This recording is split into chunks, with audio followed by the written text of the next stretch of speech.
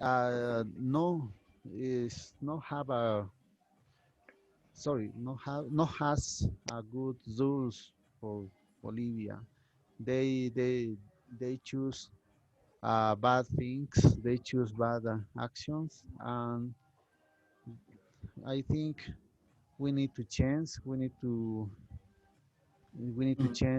choose other horizons to do better things in Bolivia. Maybe the things is not real easy, but we have a COVID, we have a many, we have a problem, economic problems, social problems, differences in the Orient and East. Yes, I think it's not easy, but it's not impossible. Definitely, definitely. Okay. Just a couple more minutes, then Felix will go around the floor asking how everyone is and stuff. Let me just check to see everyone in the WhatsApp group has got a message. Hola, buenas tardes. Okay, WhatsApp.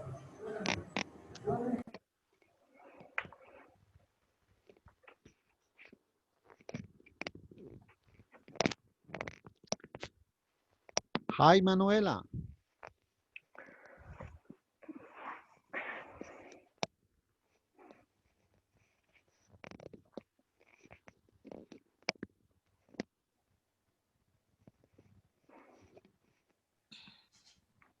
Hello, Aidan. I'm okay. How are you? Yes, all good on this hand. Bit tired. Why? Because it's evening already here in Cologne. Ah, yes, yes, yes. Remember, We have I'm 6 hours more. It's yes, nine approximately. Nine, yeah. nine, yes. Wow. But in this season, the day you have a song today, you have a song, you have still song. Sorry, what do you say, Aidan? Uh, in the day, you have still sun. The sun. The sun? No, it was not shining. We have autumn here. It was foggy and misty. Not nice today. So a good day to do your homework and stay inside and clean up the flat and do your homework, like do your laundry. Okay. Yeah, you borrowed some weather from England then. Yes, exactly. I've got London weather. Ah, yeah. Okay. Well, nice to see you here again. Yes, hello, Felix. So, have you read any more books this week? Yes. Yes, I'm reading a book currently about a woman. She's from Austria, and it was a kind of yeah I watched the book, or they discussed the book on TV, and I found that so interesting. And you can buy books in second hand as well. So I ordered this book, and now I'm reading that. It's not really, it doesn't it's not a big book, but it is really interesting. She has studied biology, and yeah, it's cool. It's good. It's a clever woman. Okay, yeah, nice to hear. It's always nice when you find some interesting books. I will tell you when I find my favorite one is not found yet, but when once I found it, I will tell you. Yeah, what's your favorite book then? At the moment, I have read a book about a woman. She's from America, and she was growing up and close to the coast, and she is I would say a kind of outlaw. And the people in the village, they do not accept her and her family because they are poor. And she find a really own way to read books, to paint, and she's in love with nature, and I find it really interesting. That is my favorite book at the moment. I don't know the English title. In German it's the Gesang of die Flusskrebse. Next time I Yeah. will find out what is the English title. It's really a nice book. I love it. She's an interesting woman. Yeah, well, I can't translate German, unfortunately, so Yeah, Felix. even though the Swedish is a Germanic language, I can understand some German, especially when I read, but I wouldn't be able to speak or translate or anything like Yeah, that. we should do a German club as well. Yeah, why not? Why not? Ich habe keine Ahnung. Oh, That's just about all of my German skills. me too. I don't have any clue. No, exactly. Yeah. Well, we'll see how many students are we now. We have Adam, Rowena, Brian, Ximena, Mariana, and Gina. All right, Felix, let's go around the table and find out how Evernese Yeah. plays. Yeah. So, Adam, could you tell me something about your week? What you have been studying this week? Yes, this week I have been studying all days, 2 hours a day, 2 hours per day. Sorry. Yes, I touch on some topics about the elections, about the system, but I was improving my vocabulary. I new new new slangs, new. Okay, yes, I think it's a good week for me. Yes, I think I am increasing my English, but I don't know. Okay, maybe. Okay, I think I'm not ready, but I am. I think I improving a little more. Yes, I told you last week. I think you're improving very well. Um, Especially how you structure your sentences is becoming way better than the first classes we had. So it's nice to see that you're improving. And vocabulary that never hurts. The more words you know, the easier it is to speak the language, right? So Yes, yeah, good work. Keep it up. thank you. Uh, and Rowena, can you hear me? Yes, I can hear you. Yeah, hi and Hello. welcome. Thank you. Yeah, how has your week been? Have you been studying in English or trying to improve your conversation skills now when we're going to have a political debate here today? I read the vocabulary, but I couldn't study much because this week I was doing some shopping and making ready for the elections. So I had to do some stuff at home. Yeah. Okay, yeah, well, it's an important week, this one, in Bolivian Yes. history, I believe. So I can understand that.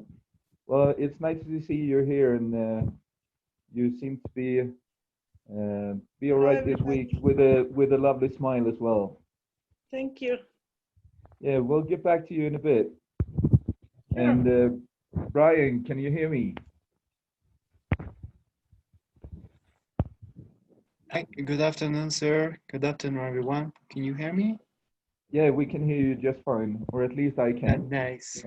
Yeah, so how are you doing today, and have you been studying in English this week? Oh, yeah, sir. I studied a lot. I have confused or doubles with some grammars because it's difficult for me, difficult to understand. But I gotta study more. Oh yeah, that's good. Remember that we have a WhatsApp group as well. So if you have any questions about whatever when it comes to the English language, just send a message and we'll do our best to help you out. Oh, thanks a lot, sir. Yeah, I will do. yeah, you're very welcome. And we'll see about your conversation skills as well. when we get into the political debate a little bit later. Yeah, sorry, sir, I can't hear you very well. Well, I'm sorry. We'll see about your conversation skills and maybe some of your political views as well a little bit later when we're going to discuss politics and the elections tomorrow. Well, I'll move on to Ximena. Can you hear me? Yeah, I hear you. Good afternoon, everybody. Sorry. Yeah, so have you been studying any English this week or anything else special happening in your life that you would like to share with us? I had a busy week because I was working at the office.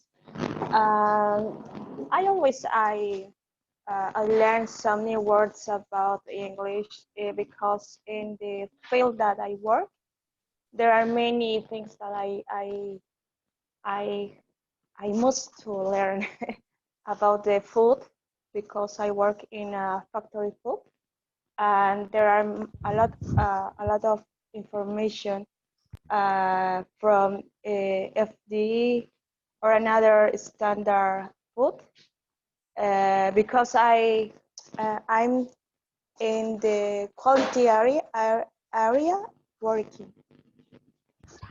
Oh yeah, so you're working with the quality insurance in the food industry. Yeah, yes, Okay, and yeah. that's the main reason that I must learn some new words about the food in that file.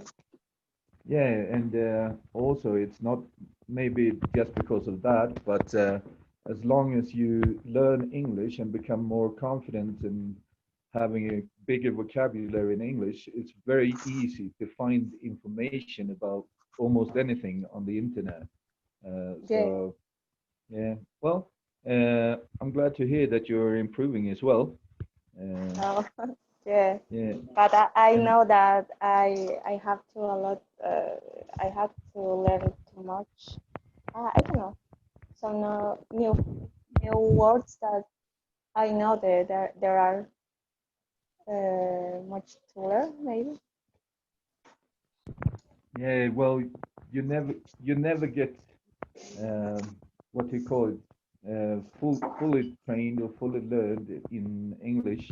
It's such a big language. Um, my English is pretty good, but I wouldn't call myself a master if I would compare myself to, for example, a literature professor or something like that. But my English is sufficient to get by, I'd say. So I hope you keep on studying and improving your English as well. Uh, we'll move on to Mariana. Can you hear me? Yes, I can. Good afternoon, Felix. Good afternoon. Good afternoon, Mariana. How are you doing today? I'm so. I am. I have. I am cold because in my neighborhood are raining now. Okay, so you're having a bit of a bad weather.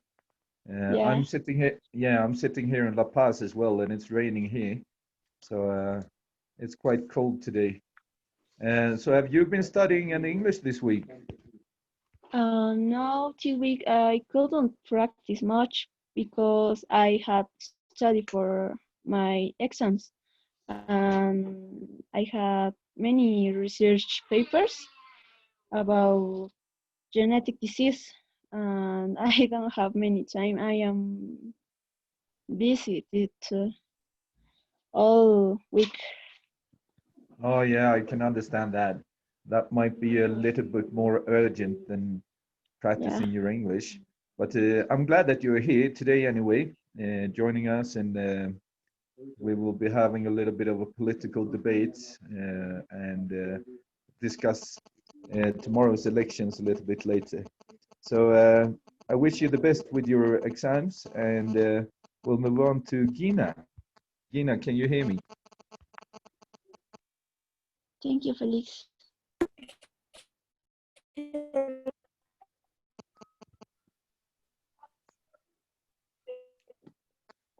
Study. Oh, I'm sorry. Well, I am okay. Thank you so much. I have a little but busy. So, hello. Yeah, hello. I'm having a little bit of trouble hearing you. Would you mind repeating what you said? Hi. Yeah. First all, I am greeting all. Well, I had busy days. Anyway, I was practicing a little English. I reading the vocabulary that are sent about politicals. That's it was my weeks about for English. Yeah, well, it might come in handy, the political vocabulary, a little bit later. I'm glad that you studied it, and we'll see if you can use the words a little bit later on when we're having the political discussion. Uh, so we'll move on to Fadi. Fadi, can you hear me?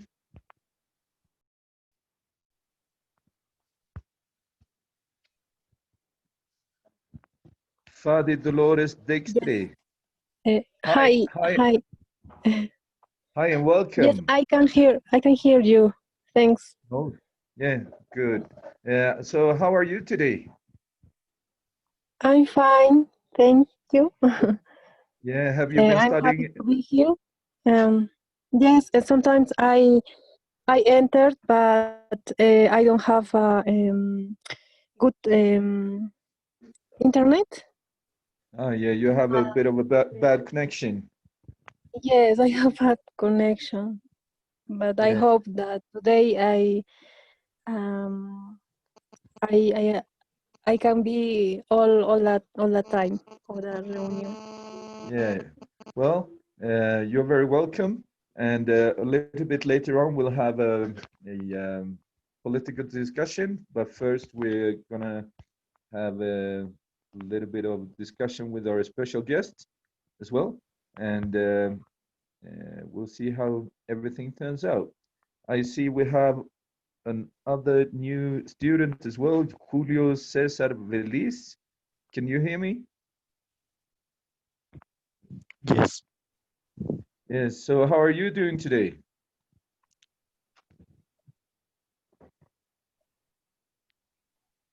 I'm fine. I did my lunch and And what have you been doing more today? I was I saw a movie, Okay, which movie did you watch? The Joker. Oh yeah, did you like it? So Okay, why? because I think that in the movie there are very fights and violent. Yeah, it's quite a violent movie, but the character, the Joker, he's a really bad guy. So Yes, yeah, it's the movie is about his development to becoming a really bad guy, isn't it? yes, Yeah. Well, I saw the Joker in the cinema, and I really liked it actually. It's a little bit of a different kind of movie, so um, yeah, I really enjoyed it. I think it was 2 hours of good time. So well, Julio, you're very welcome, and we'll move on to Andrea. Can you hear me, Andrea? Yes, good afternoon. Good afternoon, Andrea. How are you doing today? I'm fine. I have been working and I spending time with my family and my friends in in those days. Oh, yeah. Well, it's always nice to be with your family.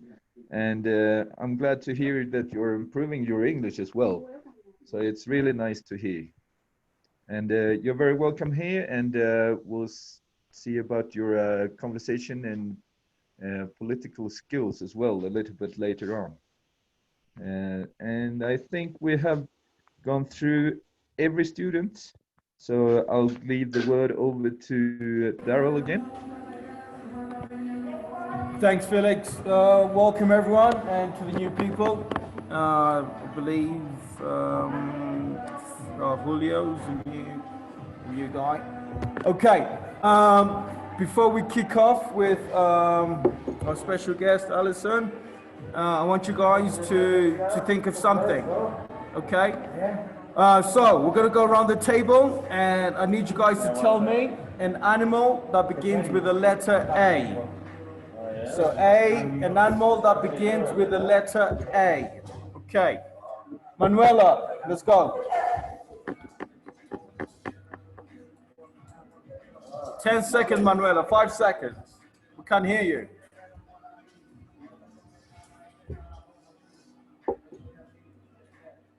Manuela, your microphone. Yes, I'm under shock because I know an E animal, but not an A animal. Sorry. Okay. No animals with an A currently. And Manuela is An out. alligator. Oh dear. Okay. An alligator. Okay, Ravina, an animal with the letter A. Anaconda. Anaconda, good. Andrea, an animal with the letter A.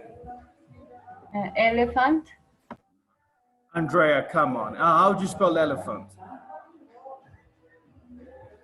Andrea, the letter A. A for Andrea. Sorry. Ant. No, it's too late, Andrea. It's too late. You said elephant. Okay, Julio. An animal with the letter A, please. Ant. An ant, good. Brian, an animal with the letter A.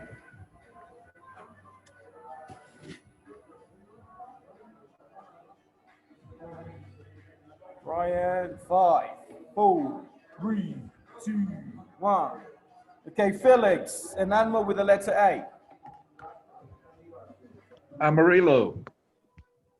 Okay, Jimena, an animal with the letter A, please. Antelope. Antelope. I don't know. An antelope, okay. Antelope, yeah. Yeah. Okay, Mariana, an animal with the letter A. Alpaca. Good. Gina, an animal with the letter A, please.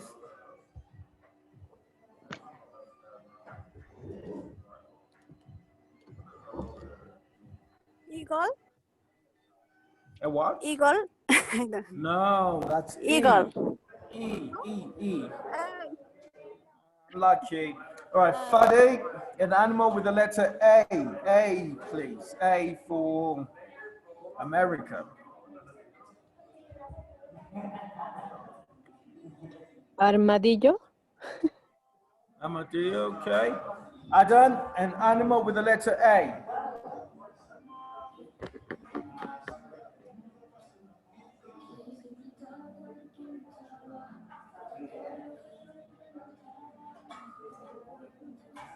Yeah, Adam's out. Okay, well done, guys.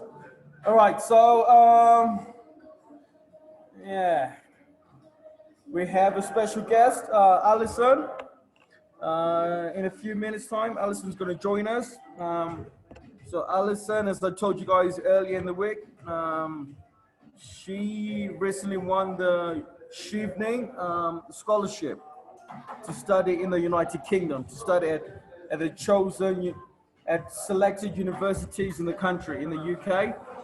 Remember, we had a session with the British Embassy, Jill.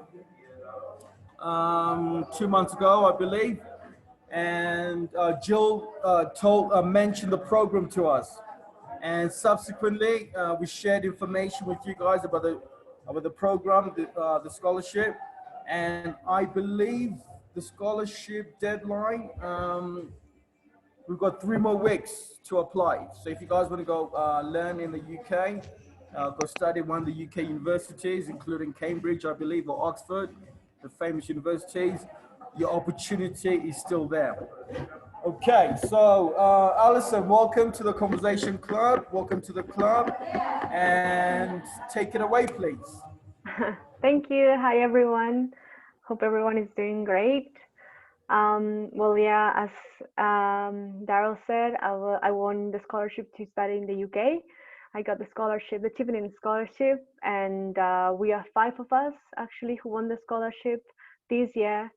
And it's been a bit hard because of COVID to have all the papers done, all the documents, and well, yeah, I finally got it. I'm really glad I got it. It has been a really big process, long process since last year, and well, yeah, that's what I can say about it right now.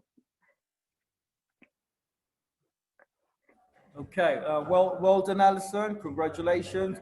So, Alison, just start. Okay, can you just tell us what's the process? How did you find out about the scholarship, and what steps you need to do to apply for one? Right. Well, I got to know the scholarship. There was a fair last year in a hotel in Bolivia, and they were showing different type of universities there in Bolivia. I mean, in the UK, and I saw that they have the scholarship fair, like they had a stand, and they were showing the scholarship, offering it, and so I asked, and they told me how I should apply for it. I didn't have much time because it was like October, at the end of October, and the deadline at that time was like November 4th. And the deadline for this time is, I think, November 3rd, so you don't have that much time as well to prepare. But it is a process of first applying to the Chevening website. You have to go to their platform, and you have to submit a form. So in a form, they will ask you several things. There is specific things that the Chevening Scholarship asks. So one of them is, of course, you have to be a citizen of the country, a Chevening eligible country. So Bolivia is on those ones, so you have to be Bolivian in this case. You have to return to Bolivia after the program, after 1 year of the program. You have to return to Bolivia for about 2 years minimum. Then you have to have at least 2 years of work experience. That's a must. If you don't have that, then you won't be able to apply for the scholarship.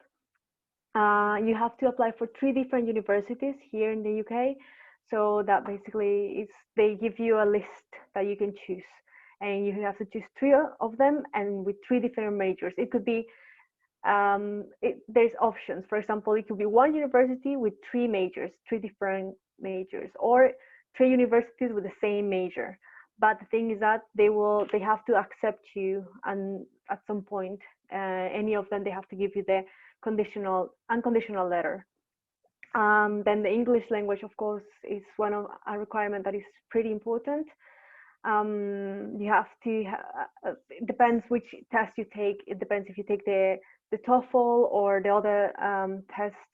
You have to have a really good grade, and it's guided with the scores of the university that you're choosing. So each university has different type of scores they ask. So it depends on that, different type of requirements. You have to have 2 reference letters.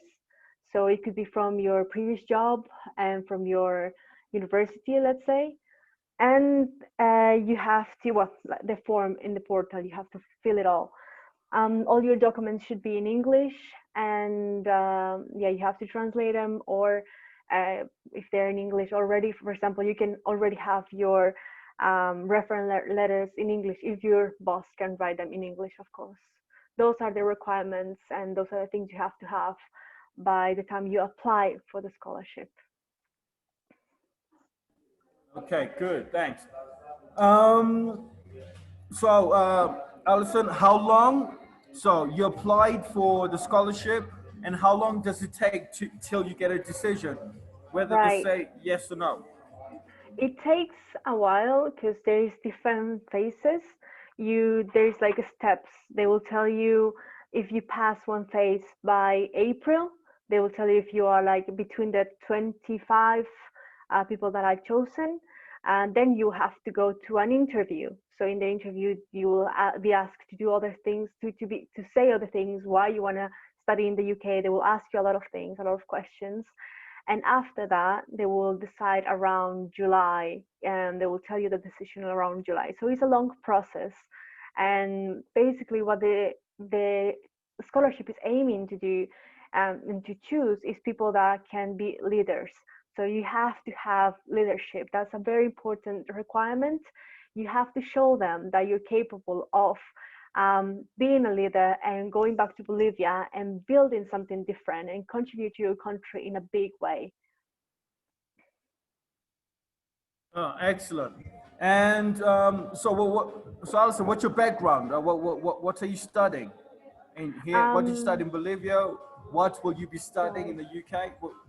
So what are you going to contribute to the country? Right.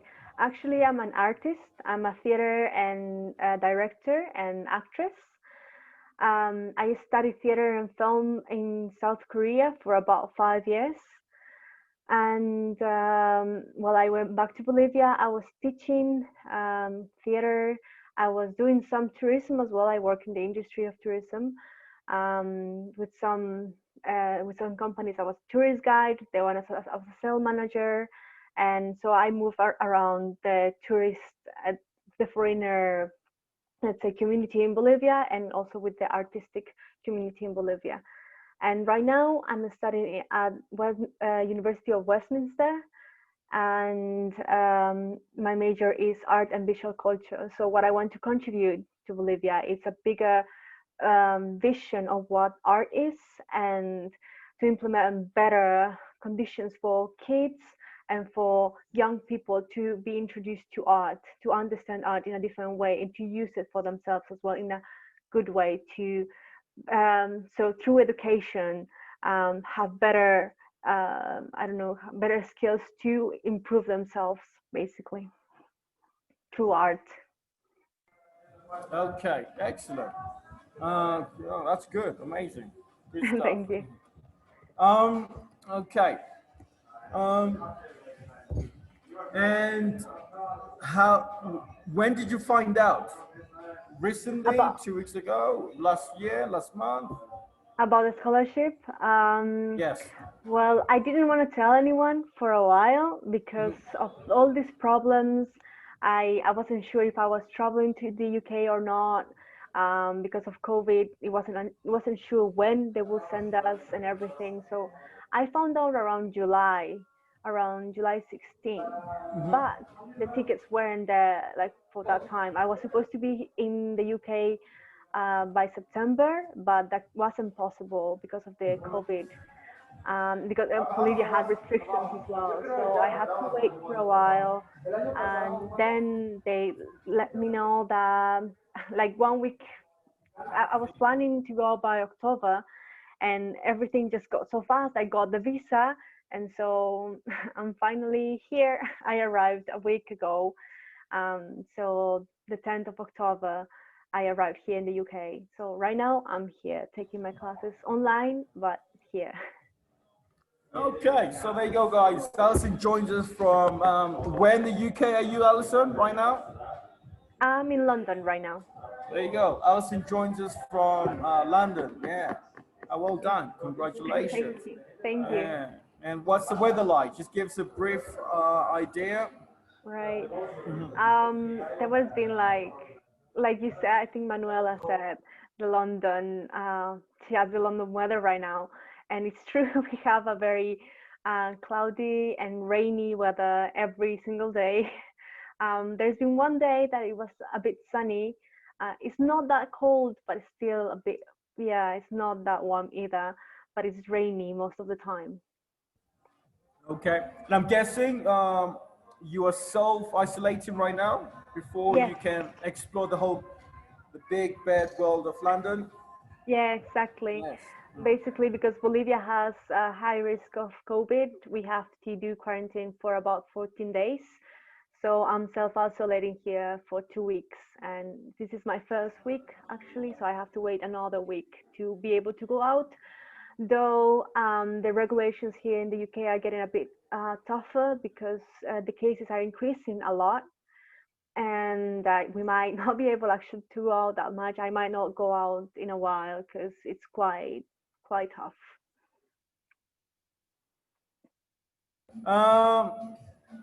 So, what university did you choose then?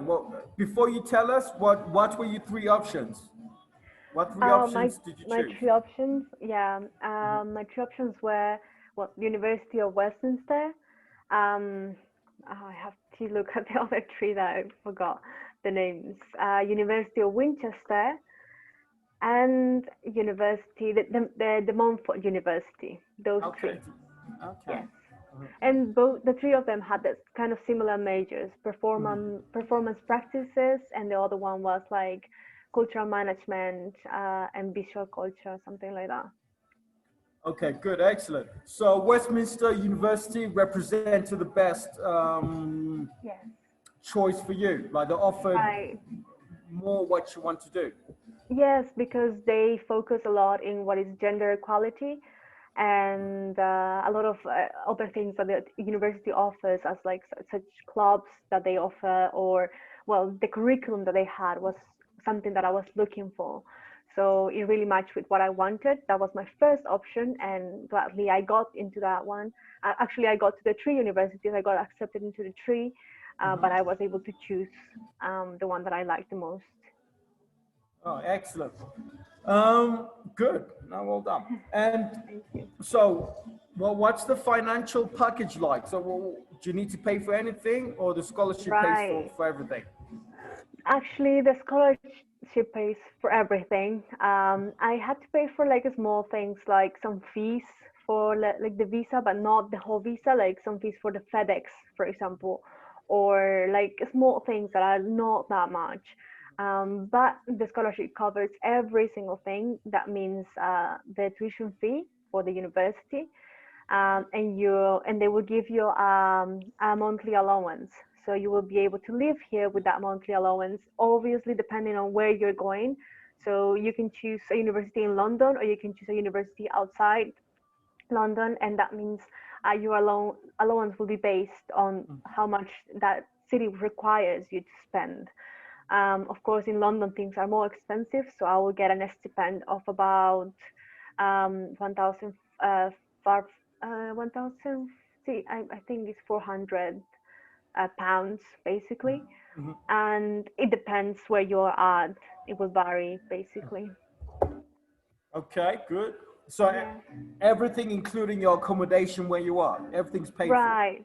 Yes. I mean, Okay. you have to pay your accommodation with the money that they're giving you, right? So like, Exactly, of course, yeah. yeah, But in general, the scholarship literally pays for everything. for everything, for the visa, for the ticket flights and everything. Yeah. Oh, wow. It's an amazing Yeah. opportunity there. Yes, Come on, guys. definitely it is. Yeah. Well done. Okay, let's go around the floor and we'll ask the guys here to ask you some questions. Adam, any questions for Alison, please? Yes. First of all, hi, Alison.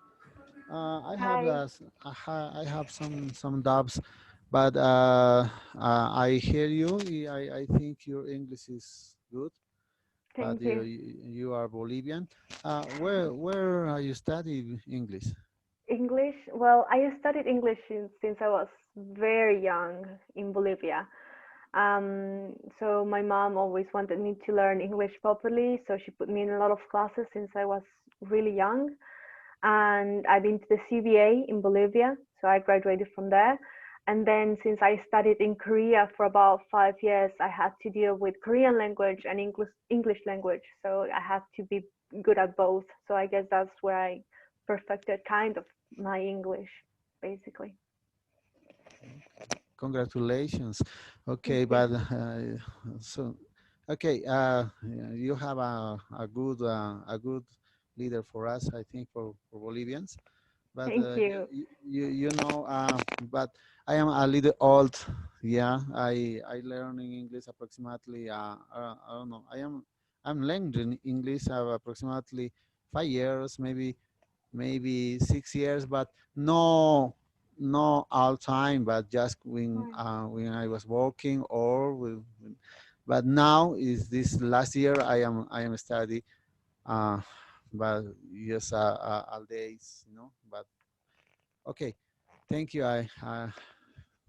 Thank you for your answer. No, thank you. I think practice is the most important. So you should keep practicing and keep watching films, keep reading things in English. It's just getting along with the language all the time. Like it's practicing that makes the better actually for learning English. Definitely. Practice, practice, practice. Practice, Yeah. practice makes perfect. So Yes.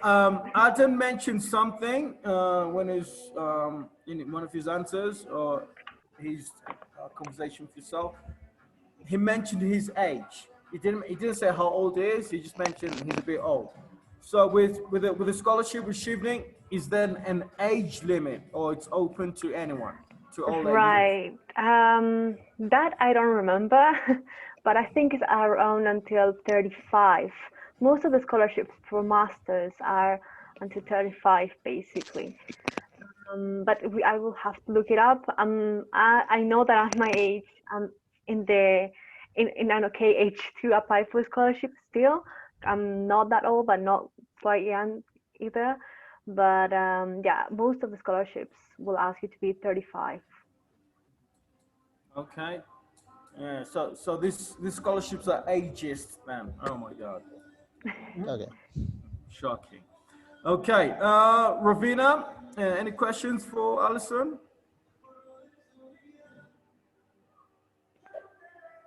Ravina, your mic. Sorry about that. She didn't have the opportunity to walk around London yet, so I don't have many questions because I would like to know her impressions or maybe her first impressions from the airport to her accommodation. Did you have any contact with people from the university? How was your first impression of London? Right. This is not my first time here in London. Actually, I've been here 2 years ago for work. So I remember at that time I had a little bit time to just go around the city, central London, and well, remembering that it's a beautiful city. That's why actually I applied for this scholarship because I fell in love with London. The arts here are amazing, the streets and how the culture is just so alive. I really like that. But yeah, since I arrived here, I didn't have the time to go around. Actually, I'm not allowed. If I go out and I get caught, I will pay a really high fine. So I don't want to pay that. But from the airport, I was lucky that my best friend who studied with me in Korea, she's living here, and she went to pick me up at the airport, and we didn't have much trouble coming back because we came by car. So I'm staying right now in a house, living with 4 people, and yeah, it's quite nice. The house is like in the movies. That's amazing. It's just like all the houses are very similar. The neighborhood is really nice. There are a lot of trees. My neighborhood is just full of nature right now. I live in the southeast of London, and well, it seems to be pretty calm. From what I've seen, but I haven't seen much. I've seen people a lot, but my window goes just I can see the street right from my window, and I can see the buses, the 2-floor buses that you can see in the movies passing by sometimes as well. So it's pretty nice because I think I'm getting all the London experience here. Did you visit the tricycle before? No, I didn't. The I small didn't. one. Okay, No. I hope you may go because that is a theater for independent artists, Okay. and usually you have many students who present their final work for university. One of them was 39 Steps, I think. It's the play, which is famous now, but I saw when they were graduating in that Oh, nice. small theater. So the best performances are in there, and it's very small, but it's for students most of the time. So it's in Perfect. um, North London, after Camden, a little Okay. bit further up, but it's a tricycle, the theater. Tricycle. I will look for it. Yes. Thank you so much for the info. I'm really looking forward. I think there are no shows right now because of coronavirus, but I'm sure they will open soon, and I will Yes. definitely go. Thank you so much. You're welcome. Okay, thanks, Ravina. Um, Brian, any questions for Alison, please? Yeah, sir. Hi, Alison. How are you? Hi, good. Thank you. You. Glad to meet you, Alison. Nice to meet you too. Thank you. Well, my question, what you are doing, one of my goal. Congratulations. I Thank like you. your accent. It's my favorite accent. I'm not learning this accent because I can't find, but it's my favorite accent when I see movies. It's British accent, right? Yeah, well, I think my accent is pretty mixed, since Oh. I've talked with people from everywhere. So like I don't have a proper accent. It's Oh. mixed. Yeah. Well, my question is, what was your first travel to another country? Mm, I think it was when I was 6 years old. I traveled to Chile, if that counts. I like to Arica, like just for the sea, with my family at that time. Like that's abroad. But then going out of Latin America, I guess when I was 15. I went to the US for about 2 months. Oh, nice. Yeah. Well, I don't know. Can you give me a advantage about to learn another language? I think one of the most important things, like I said, is practice. What I've understood about languages until now, like you have to get, you have to understand the culture. Like a language comes with a culture. You cannot really like just learn the words just by reading books. You have to understand why they speak it that way and how they behave and everything. Like I've learned Korean, for example, in Korea, and living there made me understand why they behave that way. So understanding a language comes with the culture and comes with a lot of experience of those things. So if you are not able, for example, to go to America or go to an English speaking country, I think the best thing to do is, for example, watching a lot of movies to understand how they behave, how they move, how like watching movies in English with subtitles in Spanish, because if not, it doesn't make sense. And when you can, try to change it to English subtitles so you can understand more. But try to understand the culture, I think, is very important. Thanks a lot. I didn't know it. No, you're Well, welcome. well, that's my question, and at this time, sir. Thank Okay. you, Alison. No, Thank you, thank you. Brian. Thank you. Andrea, any questions for Alison? Yes. Hi, Alison. Hi. The first, I want to congratulations for won the scholarship. Thank you. And then I would like to know how can I improve my pronunciation?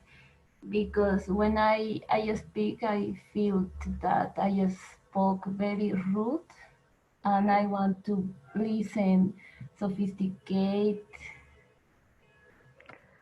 How can Yeah, I do? I get it. What I do sometimes, and because I'm an actor as well, I had to do it. I tend to read books out loud. So I will grab an English book, whatever it is, and I will start reading it in like out loud, just saying all the words that I can as better as I can pronunciate them. And if I don't know how to pronunciate them, then I will look in Google and listen to that and try to um, imitate, do the same sounds, try to do the same sounds as they are doing. But reading out loud and memorizing it out loud, I think it helps a lot. So let's say you memorize a small paragraph in English and just try to keep saying it again and again and again and again until you kind of manage to say it properly.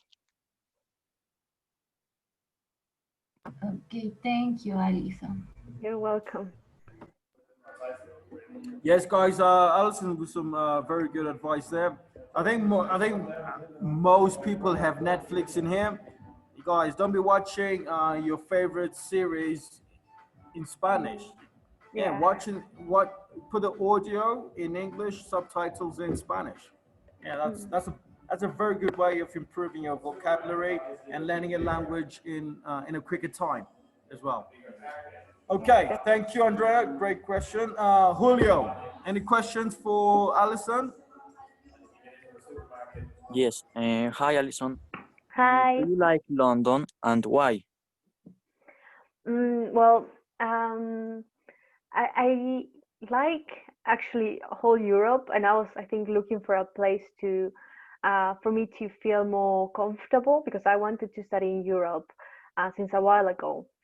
I've been to Paris 4 years ago, and I thought that was going to be the place that I loved because Paris art, theater, whatever, it seemed to be like the right place for me, but it wasn't. It was more too classical, too old art for me, and it wasn't that, I don't know, that new style of art that I was looking, that contemporary art. So when I arrived in London 2 years ago, I felt that um, freshness of culture, freshness of art, a lot of people trying to develop new things, new type of theater, new type of art that I'm really looking forward to because I want to be a contemporary artist. So I think London gave that to me at that time, and theaters here are amazing. The National Theatre has really good plays, and well, yeah, that's what I fell in love with in London. And so far, what I've seen right now from this stay, I really like it a lot. Nice. Yes. Okay, thanks, Julio. We'll come back to you. Jimena, any questions for Alison, please? Yeah, nice to meet you, Nelson. Hi, nice to meet you. Congratulations. Thank you. Thank you. I had two questions for you. First, I know the part the essay is the most important for Chevening. And what are the points that you consider that a winning essay should have? Uh, yeah. Okay, so basically, there were like some requirements that are like more documentation stuff, but there are 4 essays that you should write, that they ask you to write. Those essays are very, very important for them because that's when you show them that you're capable of doing something big. So the 4 essays are, one is about leadership. So why are you a leader? What have you done in the past to become a leader? You have to show them examples. For example, I was a sales manager in a tourist agency, Enhanced Travel, and I came to London 2 years ago to show the country, to kind of like sell the product in a big, big fair here in London. That is the World Trade. What was I? world tourist something, I don't remember, WTM. And so you have to come and trade, kind of like make connections, networking, and you have to show that you're capable of doing these big things, so they will choose you. So I was a leader in that situation, and how will I be a leader later on? So when I come back to Bolivia, I have to show my skills of leadership. This is really important. Leadership is what they care the most. The next essay should be about networking. So you have to be capable of showing that you have the abilities to communicate with people and stay in contact with them. So, for example, create connections with managers of anywhere in the world and bringing them to Bolivia, or creating projects with them and like doing big things in Bolivia. So you have to show them that you have these skills of networking, of communication, and staying in contact with them. The third essay is about studying in the UK. So why do you want to study in the UK? What will you do in the UK while you're studying? And in that essay should go as well the universities that you're choosing. Why those three universities? What are the main things that make you choose those universities? And the other essay is about your career plan. So upon arriving to Bolivia, what are your short-term plans to do when you come back after the scholarship, and your long-term plans? For example, in 10 years, what are you going to do in 10 years, and how the scholarship will help you reach those goals that you have in 10 years. So those four things are very important. And those four essays are really, really like what they're looking for. Like they will read each essay like properly, like in detail, to know who is capable actually having these leadership abilities to be the next Chevening scholar. Okay, thank you. You're welcome. Another question for you is what type of what English test did you take? TOEFL or another? I don't know. Sorry, I couldn't hear properly. I think the connection wasn't that good. Sorry. What type of English test did you take? Oh, I took the TOEFL test. The TOEFL. Yeah, I took the TOEFL, and then basically sometimes the scholarship will ask you to show them your scores. But in this case, they asked me to show that to the university, and the university will send them a letter telling them that I can that I have a good English, and I don't have to show them to the embassy actually again.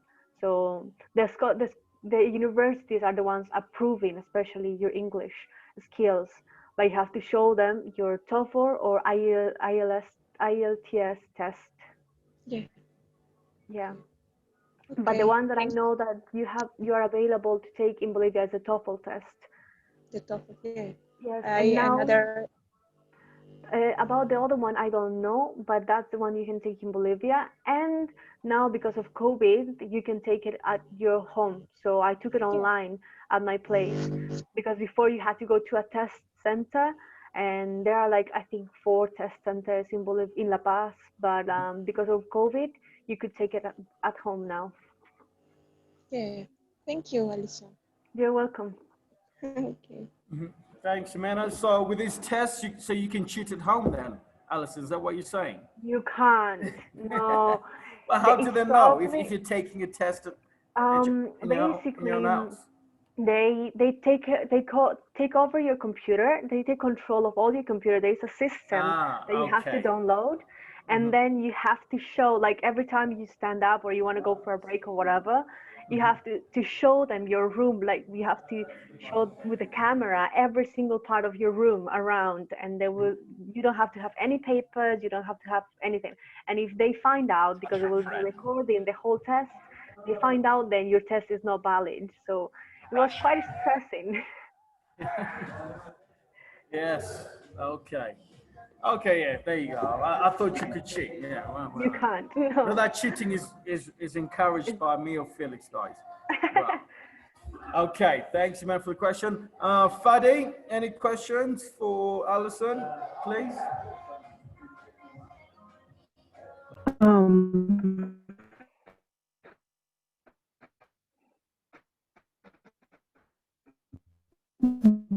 Yes.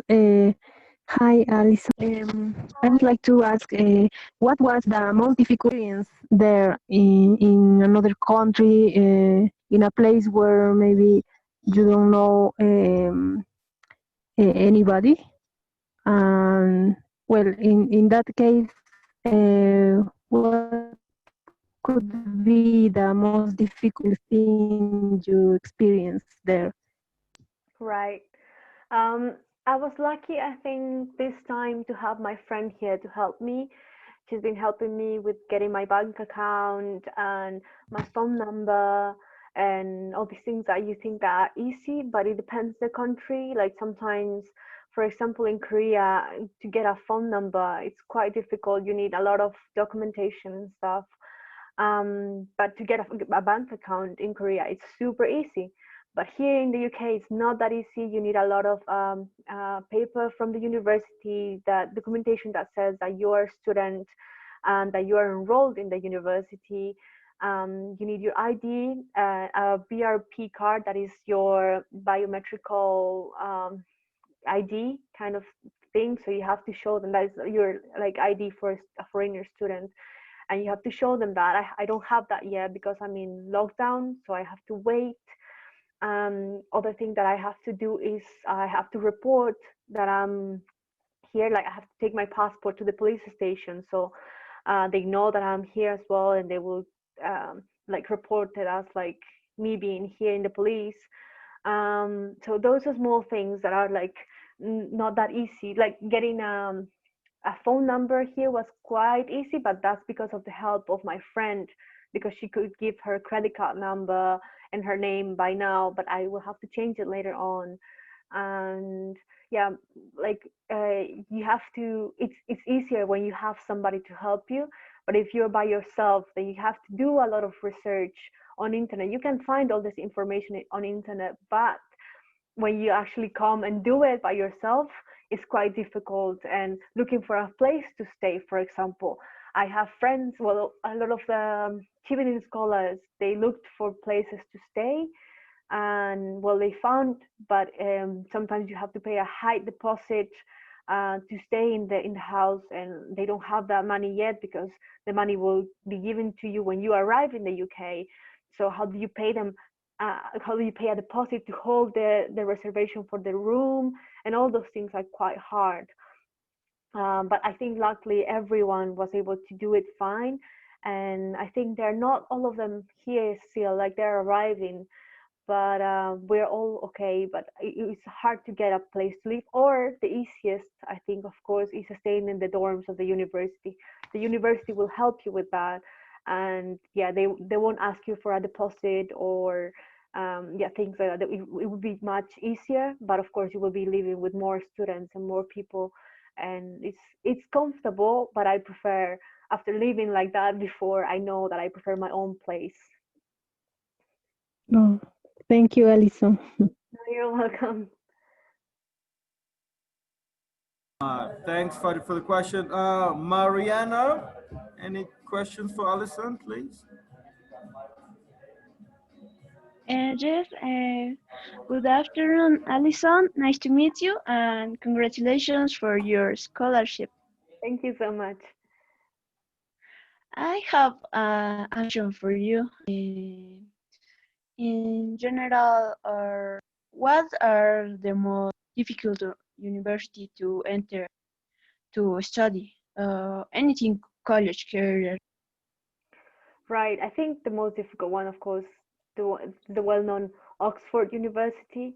Um, uh, I've looked into it to apply there, but anyways, I mean, I think it's not about which is the most difficult to apply to, because the majors depend in each university.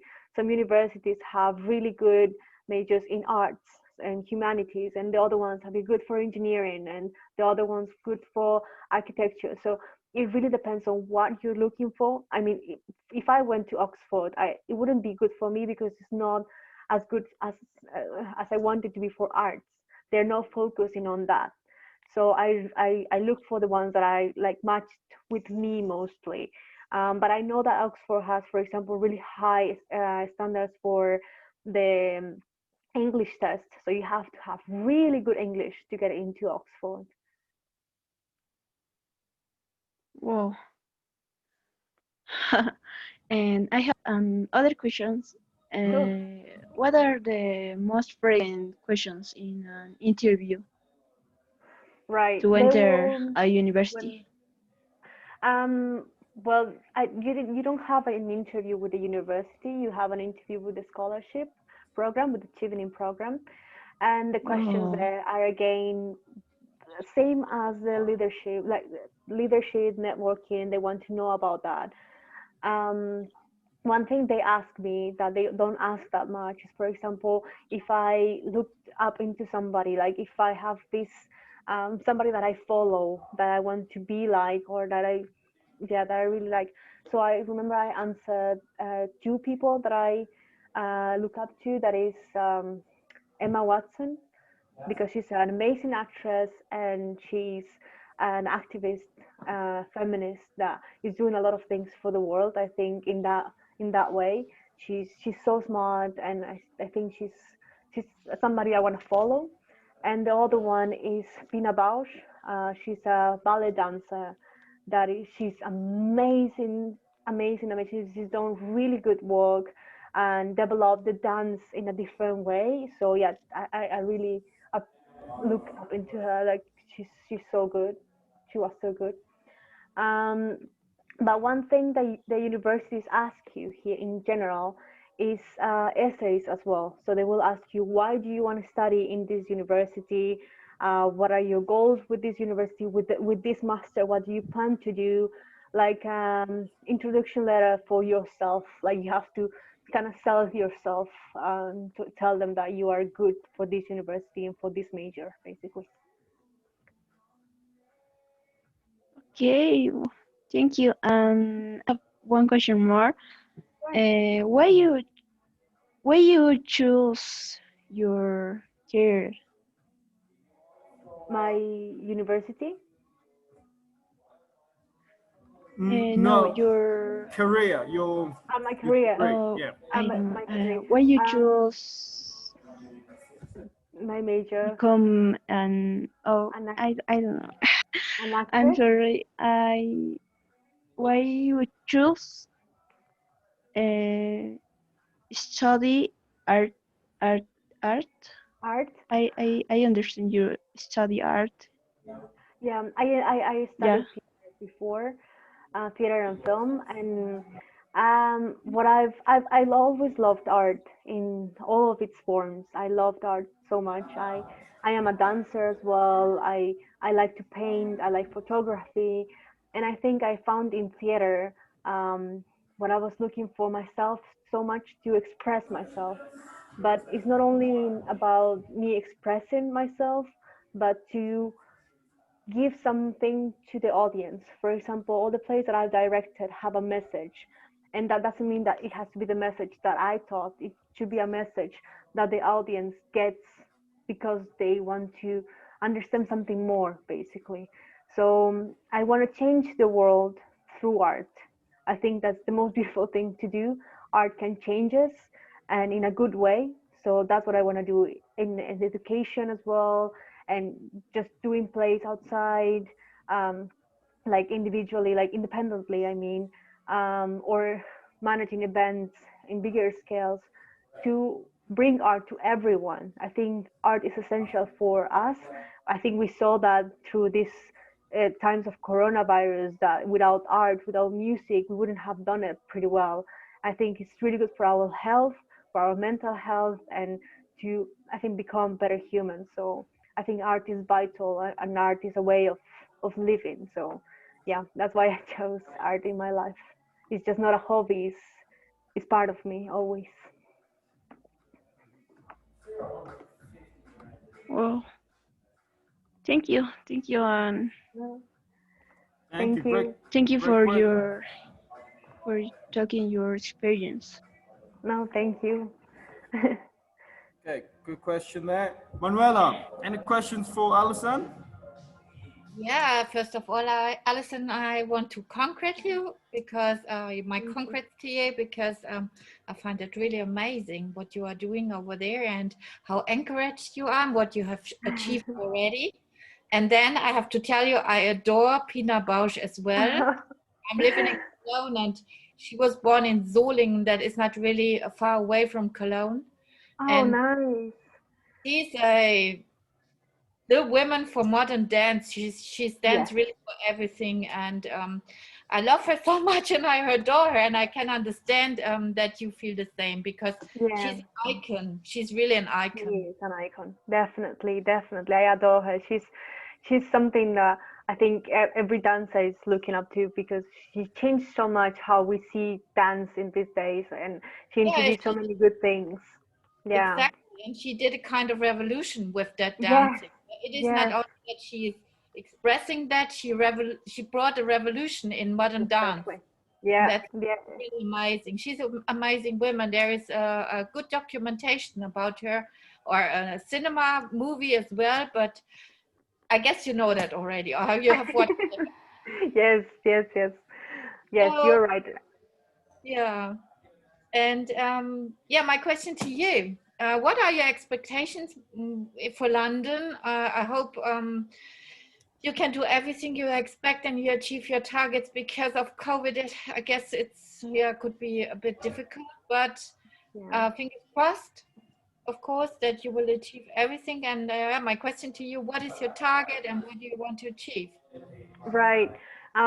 What I want to do here is make as much connections as I can with theater companies and with art galleries as well to bring to Bolivia, to take to Bolivia something good. For example, I was planning to do a big project with professors, directing professors or like art visual directors that will go to Bolivia and do some workshops. So I want to make those connections, like strong ones, so I can bring something to Bolivia that would become better later on. But also living here, I hope I can go to a lot of theater plays because it's amazing. And there's a lot of art galleries that I want to see, especially in my classes that I've taken already. We are taking this class of art museums and contemporary culture, and oh my god, like so many museums that I should go to, but some of them are closed right now because of COVID, and so many good like exhibitions and everything that I'm really looking forward to. Like I want to get involved in all this culture, like be just drowned into the culture, because I think there is so much to offer here in London. Hopefully soon, but like I said, like regulations are getting quite strict these days because the cases are going up crazily, and hopefully I can get somewhere soon. But so far, taking my classes, I've been having really good time. I think I'm learning a lot.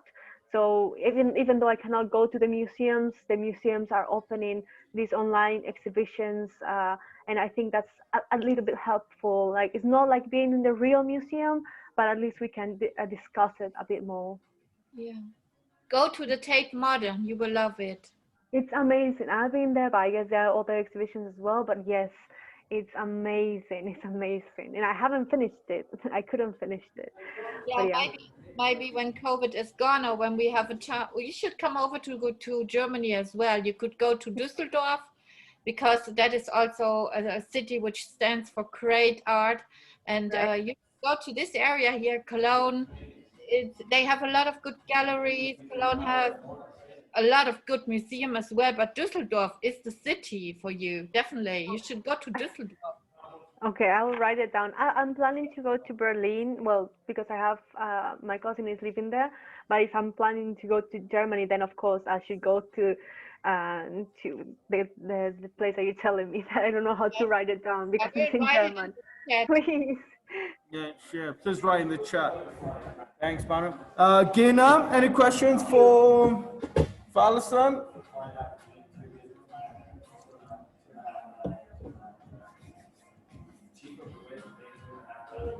Gina, you there? First, congratulations, Alison. Thank you. Yes, I have only one question. What is your as a leadership when you Sorry, that was my connection, or Okay, again, can you please repeat? yes? What is your big future plans as a leadership when you return to your country? right. Basically, I want to open my own theater school where I can teach different types of theater. I think theater is not only acting. There's a lot of things to teach there. So I want to base my studies with kids, especially because I want to teach a lot about emotional experience. How can you manage your emotions through art? And basically, that's I want to start with kids, but then bring it up as a better, much bigger school to learn arts properly. And if I, of course, I will start with theater because that's my main major, but I want to go farther with arts, photography, and all these things to have a proper arts school in Bolivia. That's what I want to do. That's my main goal. Congratulations again. Thank you for your answer. No, thank you. Thanks, Gina. Good question there. Now, Felix, any questions for Alison? Felix, you awake? Yeah, sorry. I was in the chat, so but yeah, Alison, uh, how come that you became interested in art in the first place? And when did you make a decision that you could make your living from art? Right. Well, since I was a kid, my dad's always taken me to museums. I've been like drawing and painting since I was like 5 years old. So I was always like kind of like doing art since I was a kid. And in high school, I entered to the theater group of my school, and I fell in love with theater. I thought it was something that I wanted to do for the rest of my life. Like I didn't know how hard it would be to be an actress in Bolivia, for example. Well, I think it's in general, being an actor is not easy anywhere in the world. It's a lot of hard work and a lot of creation goes into it. So you have to keep working all the time. You have to keep reading. You have to keep creating and building things, always new. So it's very competitive. Um, but I think it's something that I want in my life because I'm not a person that can stay in front of a computer and work office hours all the time. I can't do that. My body has to move. My creation has to go and like fly. So it's a challenge that to study art, I think, but I want to do it. I'm capable of doing that. So yeah. And what was your other question? Sorry. No, how you when did you decide that this is how you're going to make a living? Right. Well, I think when I was in high school, right then, because I decided to apply for this scholarship in Korea, I had the opportunity to study any kind of major as well. Like I could have chosen anything, but I wanted to do art because I feel that if I don't do art, it's not part of me. It's not who I am. I have to actually, like, I have to build something. I think art has been part of me my whole life, but I decided when I was in my last year of school, of high school. Okay, yeah. So you made your career choice when you were quite young, though. Yes, yes. And I Yeah. stuck to it. I think it was difficult because like Korea wasn't that easy for me. And Korea is a completely different country, very different from, I mean, England is different, but like Asian cultures is just way too different, way too different. And to live in Korea was a challenge, and to study in Korean was another big challenge. And I was, I think it was a bit of a trauma sometimes, but I kind of Yeah. overcome it. And yeah, it was quite tough, but I did it, and it was, I think, one of the best experience that I had. And I hope this one becomes another perfect experience for me, because yeah, that's how you grow, that's how you develop yourself and like become better each day, I guess.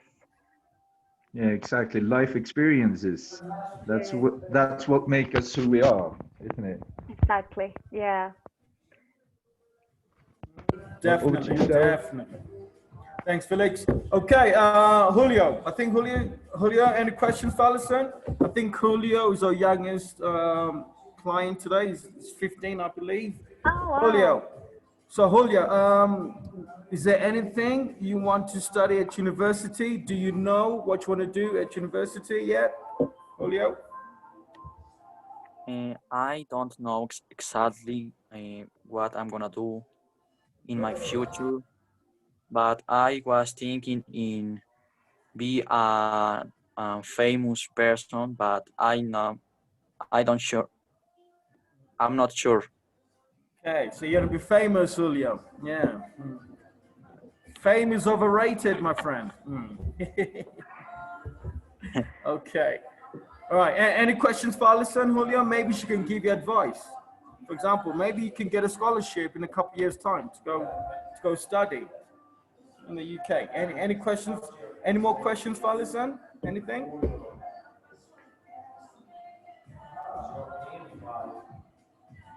I think I don't have questions. Okay. Thank you, my friend. Adam, over to you.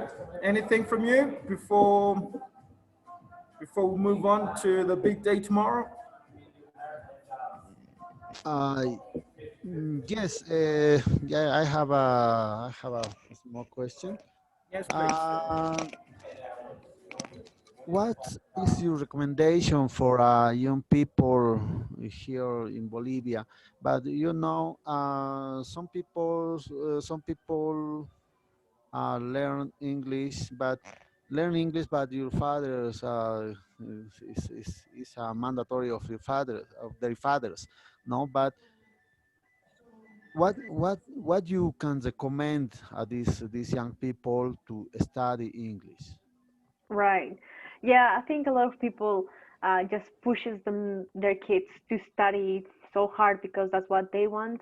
But I think to improve in your English, you have to, for example, if you like music, then you have to go and look for the music that you like. I mean, kids, they have the technology in their hands, right? Right now, every single teenager has phones, has access to internet, has access to a computer.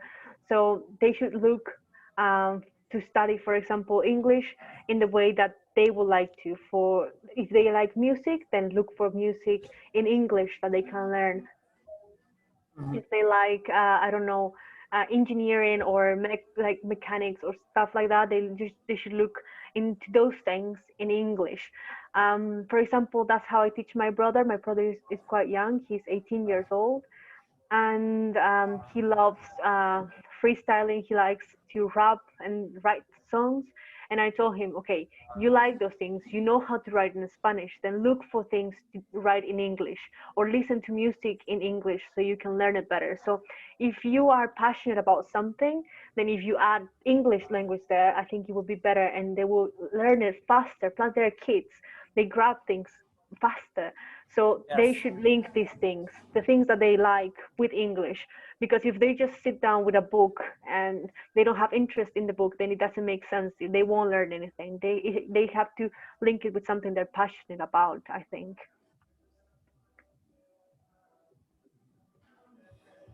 Good question, Adam. Great question there. I love that question. Definitely. That's a great question, Adam. Great question. Right. Thank you. Okay. Ravina, any questions from you? Sorry, before we move on to the big topic. No, no more questions.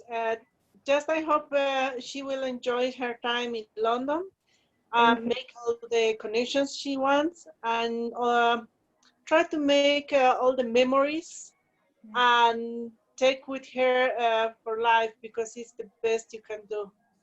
Yeah. Thank you. Thank you so much. Thank you, Ravina. Great advice. Great advice. Andrea, any more questions to Alison from yourself? Uh, sorry. Yes, I have. I listened that she is an artist, and I would like to ask, what is your main motivation as an artist? And the second question is, what is the most rewarding job have done so far? Yeah. My motivation to do art is actually, of course, let's talk about like more self-interest. I feel myself when I do art, I I just feel alive, and to share that with people. For example, when I do theater, when I direct plays or when I act in plays, I like people to live in the moment. So when they react to things, when they cry to things, when they laugh to things at theater, I think it's just an amazing moment. And I cannot, for example, in movies, you get that, you get those things, but you can rewatch it and it will just get wasted for me. I love movies, but it's something to do. I think it's not my thing. I prefer theater because it's alive. And if, for example, you watch one play today, the next day it will be completely different. The things will change. It's like life keeps changing.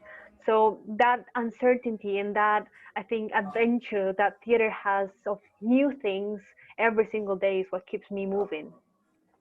And the best rewarding that I had was when I made this play back in 2015, I think, back in Korea. And it was a play that it was a very contemporary play. It was, I think, it kind of challenged a lot in Korea because Korea was it's very conservative. And we were 8 girls and just provoking something different and making a revolution with our bodies, kind of like trying to follow a bit Pina Bausch, because I believe that the body has a lot of expressions and has a language that is so important, more than words sometimes.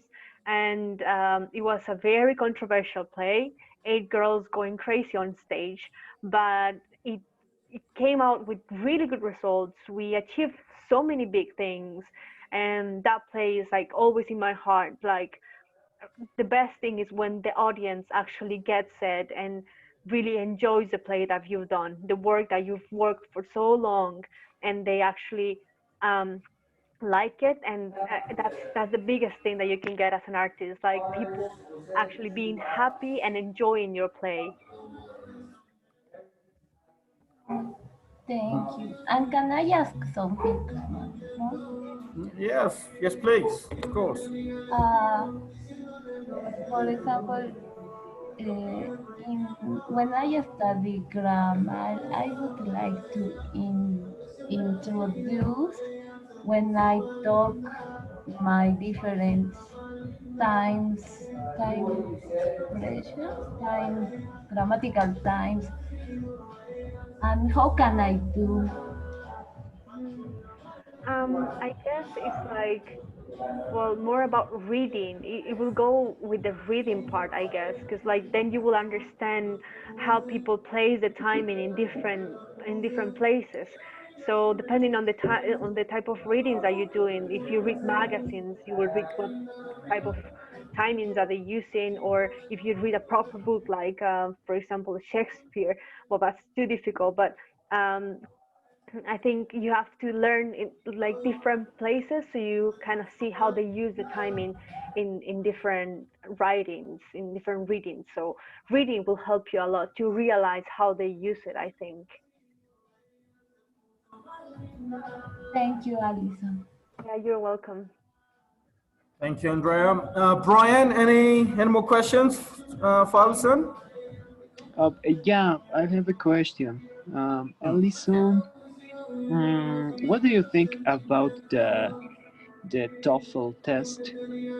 In your point of view, you think if I have intermediate English, it's okay, or I try, or I have to study more uh, for for do the test?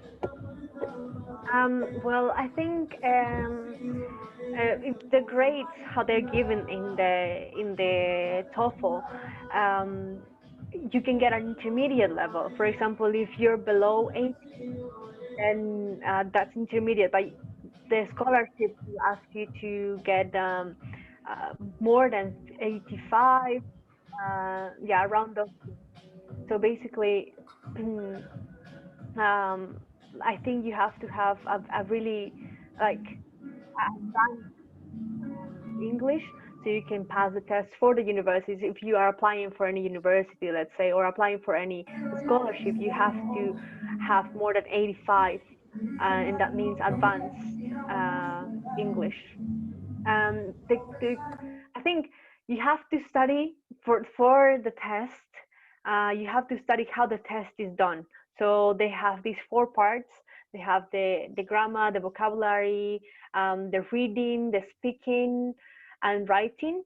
Um, so you have to study these things properly. So there are tests online that you can take, and you can see your scores, and you can realize which level are you. I think that will be very helpful. But and there are some schools as well that also like focus on studying just for TOEFL. And if you want to pass that, then I think it's good to take those classes because they are really helpful. Oh, thank you very much, Alison. Yeah, you're welcome. That was my question, sir. Okay, thanks, Brian. Jimena, anything from you for Alison?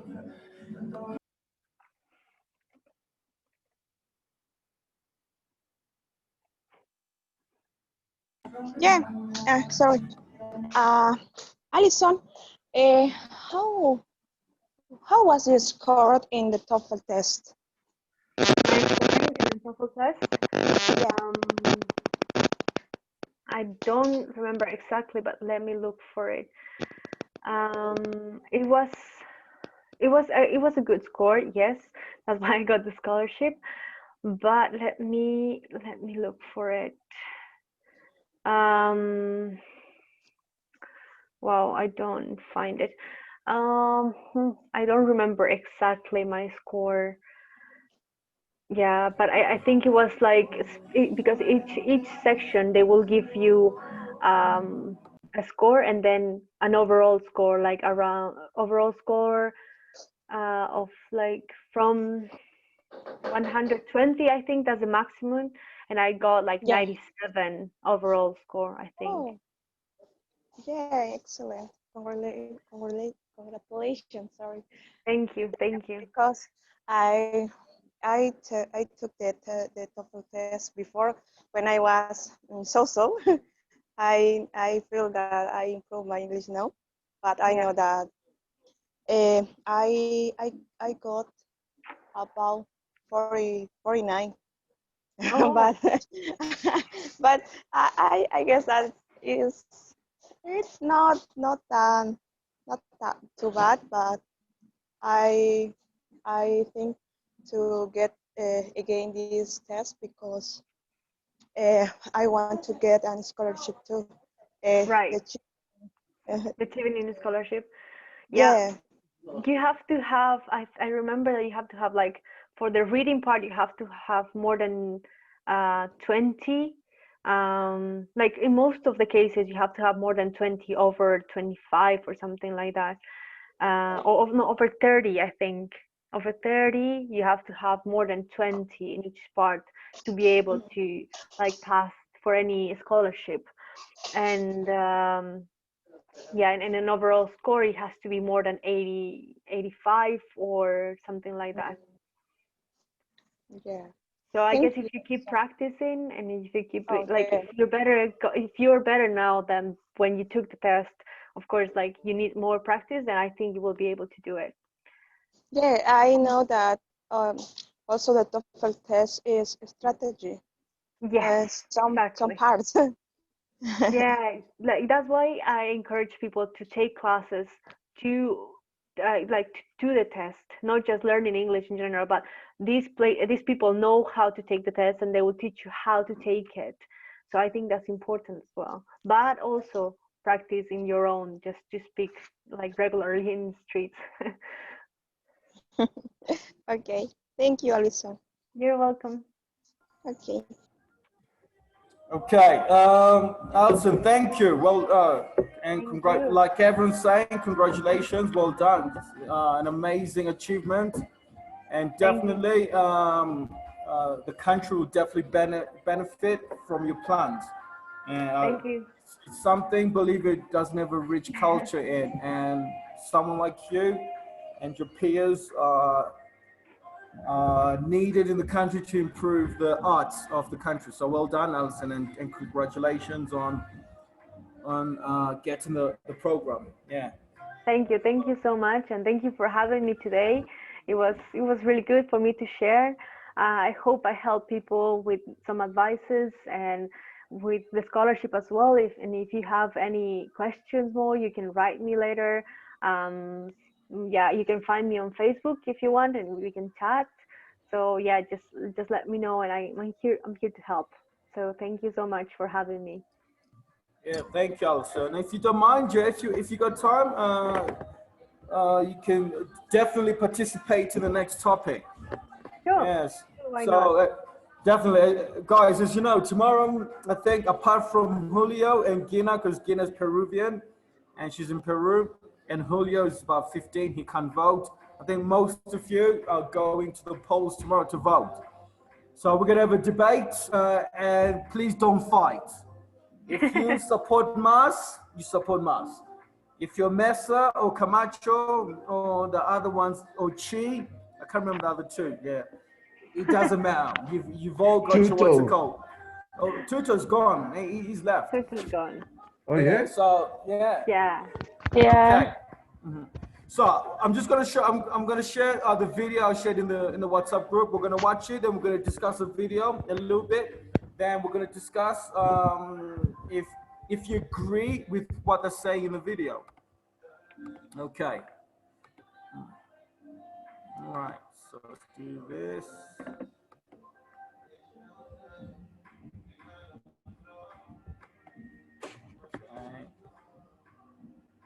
They didn't even, they did 3 or 4 reports and maintained this lie for months and never even considered this possibility, which as electoral observers they must have seen in other places. So they couldn't have done it by mistake. That is, anybody who is familiar with elections, who watches them on television or anything, knows that sometimes the later reporting areas will have a different political and demographic composition than the earlier ones, and they never considered that possibility, and that turned out to be the exact truth, as numerous statisticians have confirmed since then. But Mark, there were also researchers who found that there was fraud. In fact, researchers who looked and analyzed this OAS report. Well, there was nothing that found fraud. There were irregularities, as there are in all elections, but nobody found a fraud, and there wasn't any reason to suspect fraud. As I said, anybody could have looked at the data, as we did the day after the election.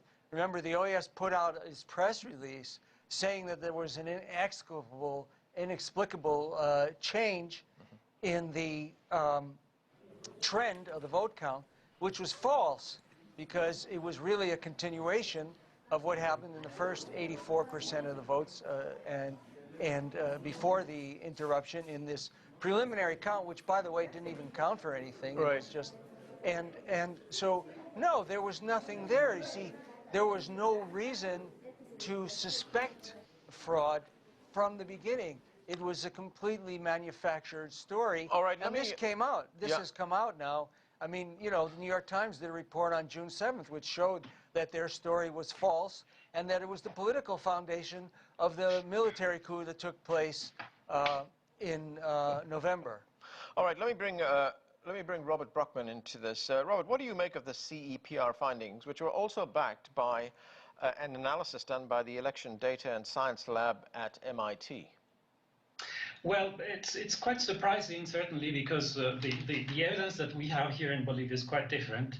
Because at 83% of the votes counted, the difference between Evo Morales and Mesa was 7%, between 5 and 7%.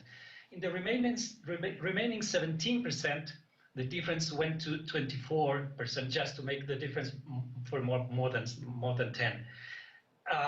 This difference was interrupted for more than 24, for almost 24 hours, and it would have needed to the rest of the. Can anyone explain why a count is suspended for 23 hours and then the difference goes up from 7 points to 24? Not even if the mass would have been received 90% of the votes in the remaining polls, would this have been statistically possible? So this is very surprising for us here in Bolivia. But Robert, notwithstanding the fact that... Can I answer that? I can explain that very easily. Well, okay, I would like to comment if possible. Yeah, go ahead, Ali Vargas. Okay, so I think that my colleague Mark's assertion is ludicrous. It's an insult to the Bolivian people. The Bolivian people wanted to get rid of Evo Morales, who was a dictator. He was abridging the constitutional laws of Bolivia by running again. And what do you call, Mark, if there's counterfeit, if they're throwing away ballots? Is that not fraud in the election? And that's why the Bolivian people said, get out of here, you're a dictator, and we don't want Evo Morales in Bolivia. Plain and simple. That's what happened.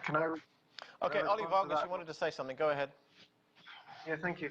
When the last speaker said that the Bolivian people threw out Evo Morales, which Bolivian people is he referring to? The protests against Evo Morales that took place after the election, which he won. I don't know.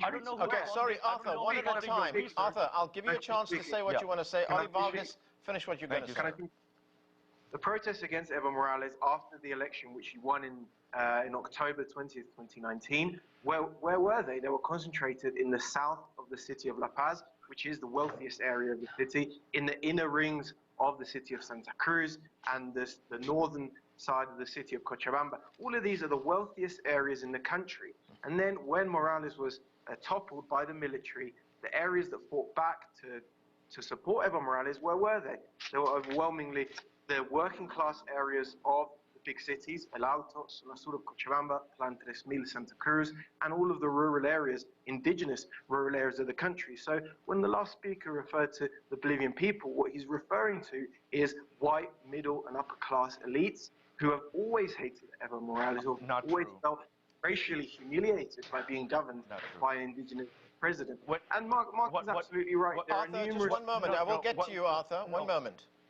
Go ahead. Mark is absolutely right. There are numerous flaws in the OAS report, and we can see that now in the polls for the upcoming elections.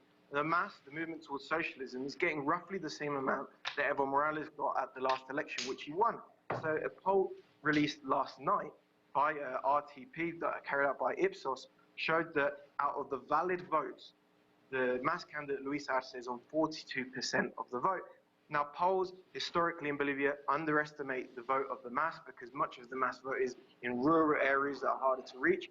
So therefore, that figure is almost the same as the 47% that Evo Morales won in October 20.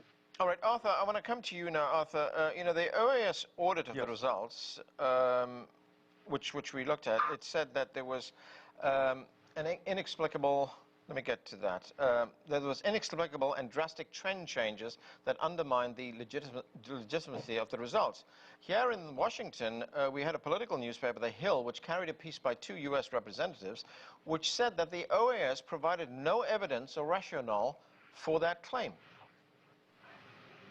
That's correct. I mean, the fact of the matter is that it was on Bolivian TV. It was on Bolivian TV that it showed that the electoral workers were throwing away the ballot of anti-Morales ballots, and then they were counterfeits. I mean, it was all on TV. When I mean by the Bolivian people, I mean I mean, the indigenous people, the white people, green, where, orange where, people, where all of indigenous the people Bolivian people wanted Evo Morales out of Bolivia because he was a dictator, and the economy continued to worsen, and they wanted him out, plain and simple. He committed fraud, and that's why they stopped for 24 hours so that they could rig the election. And they're trying to do the same thing now with this new election on October the 18th, unfortunately. Okay, look, could we just have one speaker at a time, please? Mark Weisbrot, what's your response to that? Well, I mean, that's hardly even worth responding to. Dictator, because everybody knows he was democratically elected in 2014. So, you know, I mean, I don't. That's not even worth it. I would rather respond to the person was who. it legal? Okay, can we No, have no, one speaker at a 2014, time? nobody Arthur, can we just disputes have that one he was speaker at a time? democratically elected in 2014, and his term was not finished when the military ordered him to step down. So that's what we call, in political science, it's called a military coup. Okay, but I don't, Look, you know, I don't think it's worth. science. I don't think it's worth. I'm an economist, okay? Of course not. You know, I'd rather address the substantive questions, not the name calling. Okay. Who funds the substantive substantive Can I Arthur, finish? I will get to I you, don't think Arthur. I You have interrupted to give the other. You have to give the other guests a chance to say what they want to say. Yeah, so thank you. Let me respond to the substantive argument that was made by the other speaker who said that there was that the election was stolen in this interruption between the first 84% of the preliminary count and the second 16%, which came in higher. First of all, there was no change in trend. You can see this by just a plot of the data that was publicly available on the web. And you can see that there was a continuous trend throughout of the, again, the more pro-Morales. All right, enough of that. Okay, guys. Yeah, there we go. So elections tomorrow. Okay, the first question. Adam, do you agree there was a political coup in the country?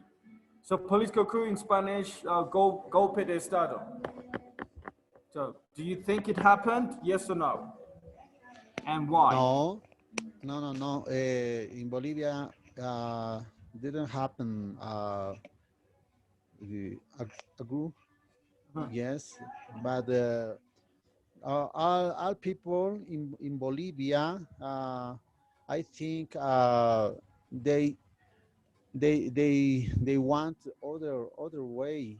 For this reason, yeah, the people knows about the Evo Morales, and he has an compulsive liar, pedophile, and the most important and biggest drug trafficker on in this new century in Bolivia. But the principal economic ingress of the mass of the political mass is the drugs. They have the special headquarters in Chapare, and for this he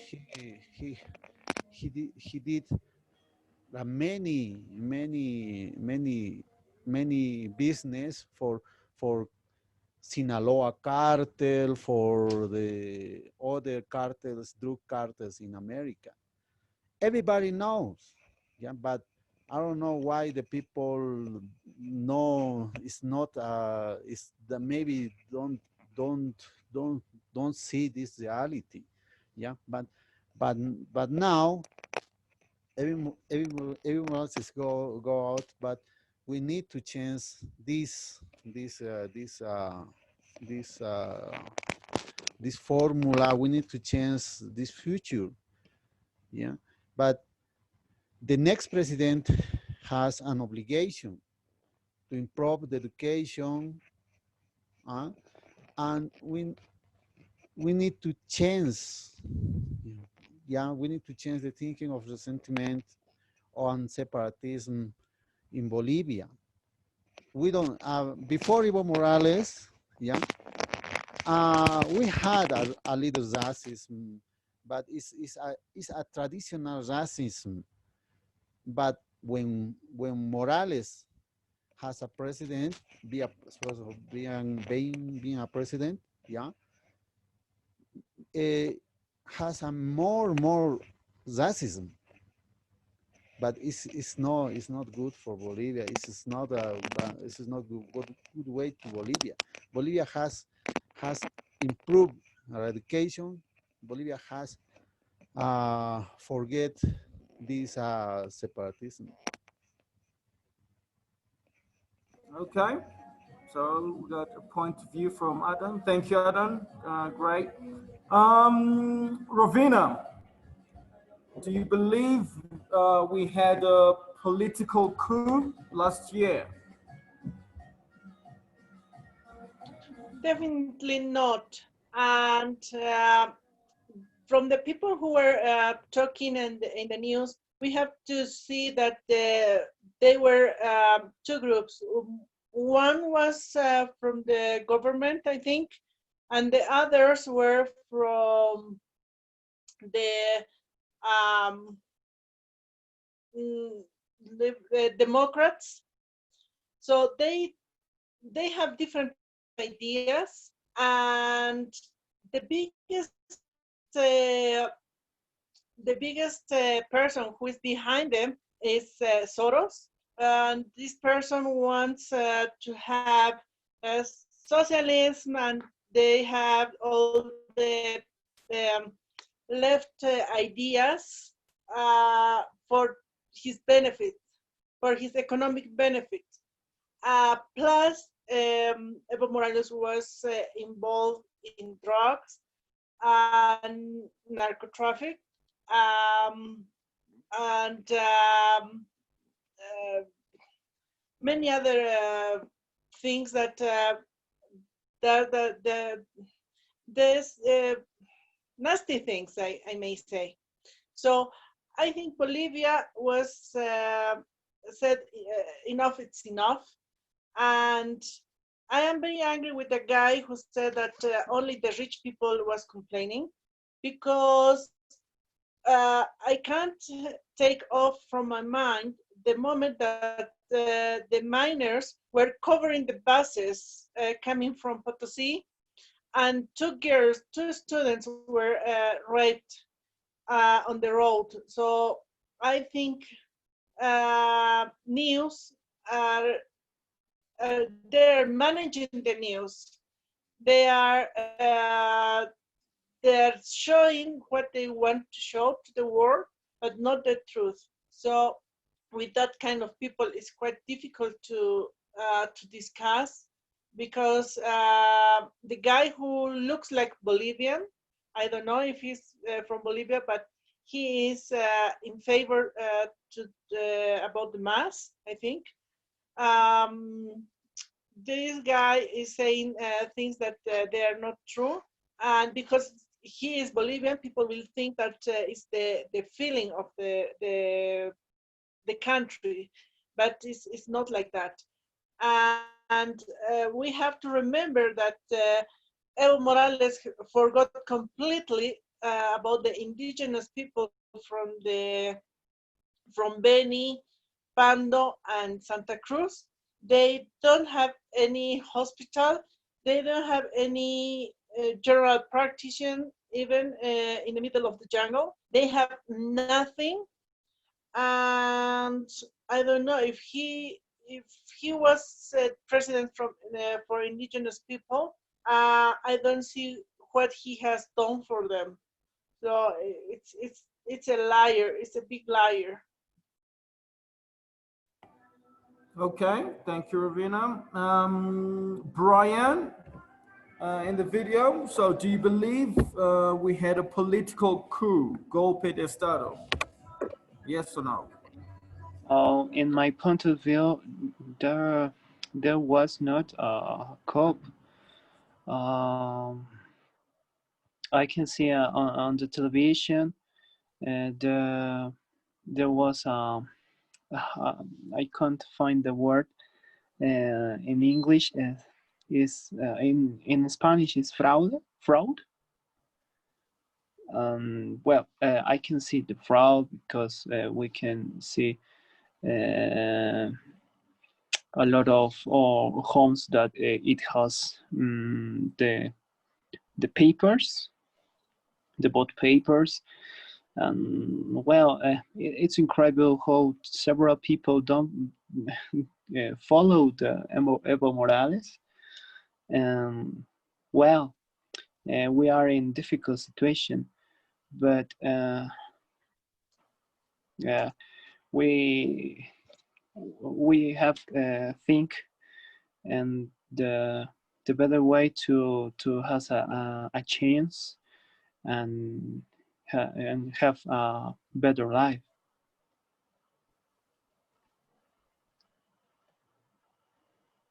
Thank you, Brian. Okay, Andrea, do you believe we had a coup d'etat, a political coup? I think it's not, but I want to start to say that in Bolivia, the historical events show that Bolivia is the cradle of libertadores and the tombs of tyrannos. And in general, the population was haunted by excess and abuses of authorities in the government of Evo Morales, and they started the protest like for example, the penal code, Código Penal. In this penal code appears that sentence a lot of people. I can't explain so well this. I can. This code sentence a lot of medics, and they start the protest and for a lot of time. And then the universities and the neighborhood started the protest in the streets, and he only decided to go abroad.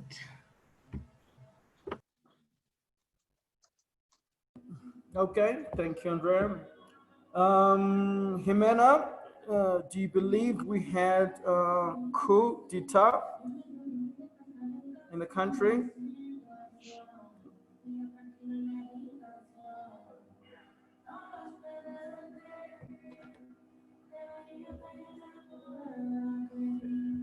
Jimena?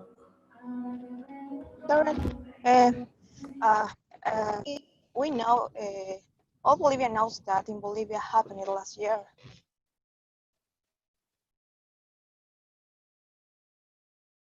Evo, and everybody is disgusting or against for there because here in Pando, Mesa won all in all the schools.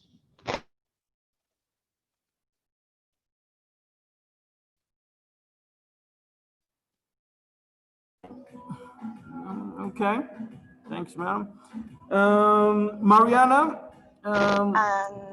Okay, sorry, continue, Jimena.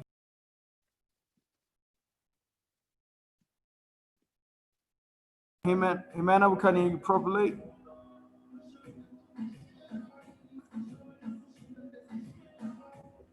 Okay, we'll come back to Jimena. I think she might be having issues with the internet. Okay, Mariana, do you believe with a political coup in the country last year?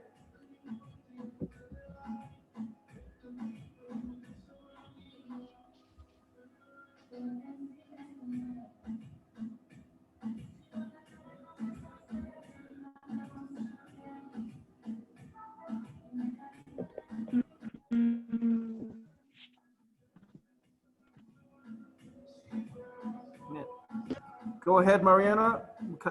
Speak up, please.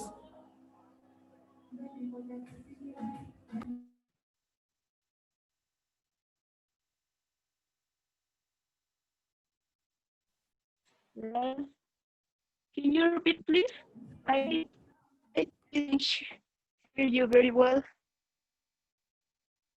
Yes, Marianne, it's the same question. Do you believe we had a political coup in the country, golpe de Estado, last year?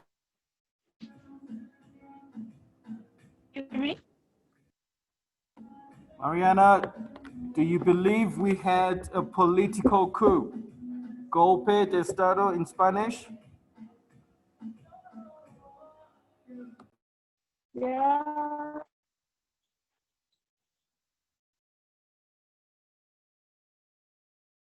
I think Mariana's having internet issues. Okay, Julio, you're quite young, so you still have an opinion. Okay, Julio, do you believe we had a political coup last year, my friend?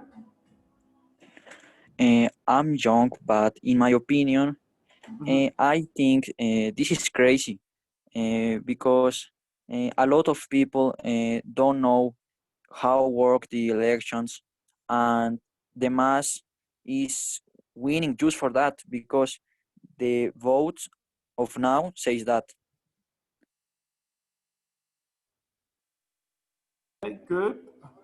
All right, so let's take two different viewpoints. So we've got foreign viewpoints. We've got Felix and Manuela. We'll start with Felix. So Felix, do you believe there was a political coup in Bolivia last year? Well, I'm not really sure where to stand. I feel that I have not educated myself to express a valid opinion in this case, even though I'm living here in La Paz, and I saw all the protests, and I was very close to the protests in the restaurant I was working in. It's close to Del Prado, where the greatest protests were. But one thing you could say is that it in the election it was a little bit flawed, as the guy said in your video, that it was all over the news when they threw out the ballots and stuff like that. I don't believe it was a military coup though. But yeah, I'm not educated enough to have a valid opinion. Okay, thank you, Felix. Good. All right. Before we go to Manuela, yeah, we've got another outside opinion from Peru. Gina, from Peru.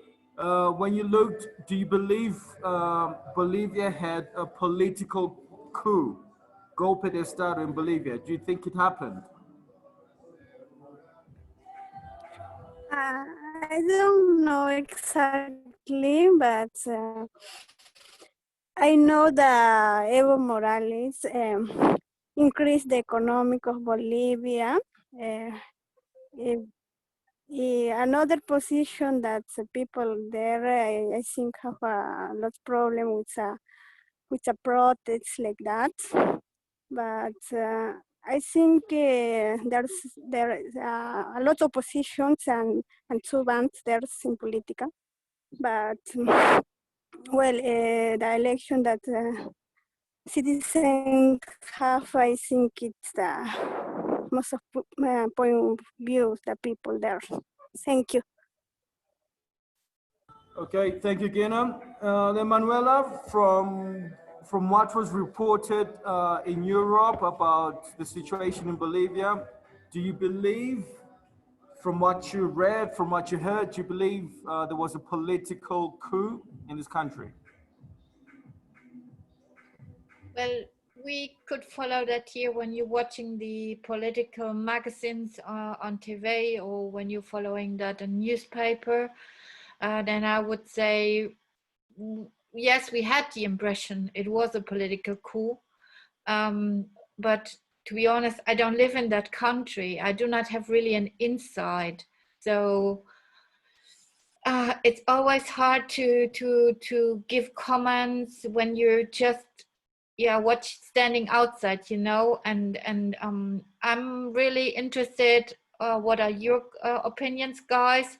Because as I said, I'm just watching political magazines, and sometimes, yeah, they do not reflect the truth, or they reflect another point of view. Okay, thank you, Manuela. Alison, do you believe there was a political coup in the country last year? Yeah, well, I don't think, yeah, I don't believe there was a political coup last year. I think, like all the guys said, actually, we all know what happened at the time in Bolivia, how the fraud was made, and what we are fighting for right now. So I think there was a lot of things that the government did to move things around, and I think this is the right time for us to choose properly on these elections, and hopefully tomorrow we will have a good day in Bolivia. Unfortunately, I'm not going to be there to vote, but hopefully everything goes well tomorrow there. Okay, thank you. Okay, so question, guys. So, okay, I've got a couple questions for everyone. If I look, let me look at my notes. So, Adam, remember, I want you to practice your persuasion skills, your negotiation skills, even if you don't believe in what you're in your beliefs. For example, Adam, why should I vote for Mas? I know you don't like Mas, but why should I vote for them? Let's say I've just come from Mars and I've got a free vote in Bolivia. Why should I vote for Mars? What can Mars offer me as a Bolivian if I was Bolivian? But I know it's against your principles, yes, but I want you to, but I want you to think, like defend the impossible from your point of view. maybe it's a position not is unreal for me, but I am imagining I am Masista. I will imagine I'm Masista, but I don't know how can I offer to the other Bolivians for vote for Mas. Imagine this the Mas I showed has a is the bad the the bad leader in Bolivia, the bad either sorry the bad leader in Bolivia. Yeah, but in this case, how can I don't know how can I offer if I have my system, but maybe I don't have a leader of education, maybe if I just one worker, and in this worker we don't need education, just do in my work, and all time hope my receive my bills, and when my when my boss uh, don't when my boss didn't don't have money, maybe I will I will block their enterprise, no. Uh, but I don't know how can I. It's a difficult position for me, but I don't like the mass. But yes, I be honest. The first time I vote for Evo Morales, but I think they are a good solution for Bolivia. They are indigenous, like me, but he lied. In this, he used the farmers, he used the workers, he used everything. I heard to other people says in Bolivia has improved the economic the economic, but it's lying. It's think casual in this moment when Evo Morales become in president. In this moment, the price the price of the petroleum is increased in this moment. The price of petroleum has made everything. And in this moment, we receive some bills for Venezuelan bills. But imagine, but no, it's a bad thing, no. But I can't do defend to mass. Just I think it's mass is not good for Bolivia. They they they must be disappear. They must be decreased. They must be go. Maybe they need to go to real socialism, to Cuba, to Venezuela. But they don't. They won't be they won't travel this country. They will travel to Miami. They won't travel to Paris. They won't travel to capitalism people. Yes, this is my opinion. Sorry. Okay, thank you, Adam. All right, Ravina, why should I vote for Camacho, for example? You don't have to like him, but I want to vote for Camacho. Convince me. Tell me why. I have no idea how I'm going to do that.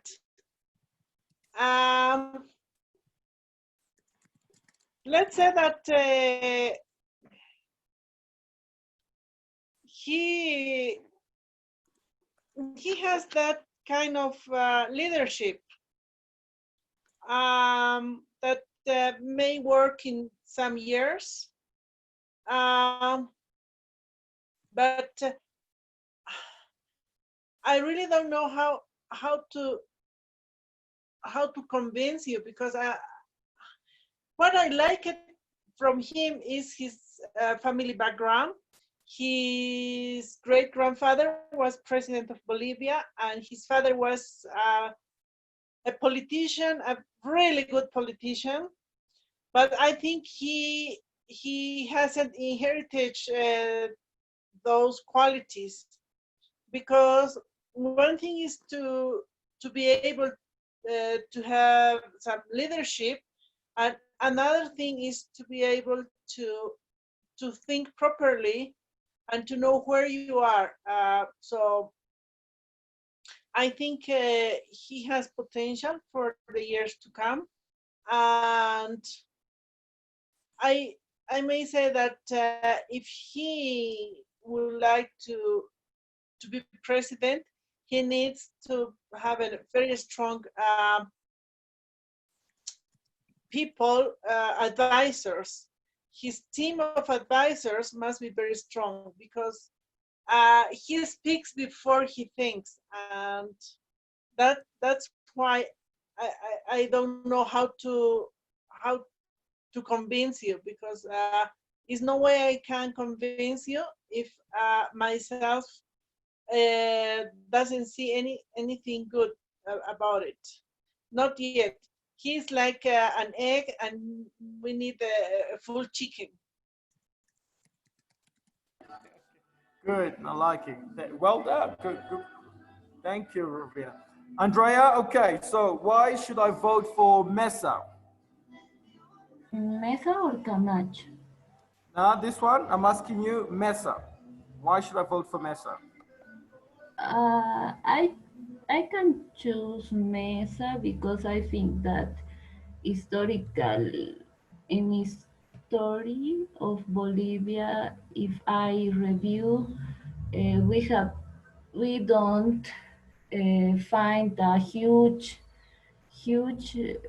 mancha, huge. How do you say mancha?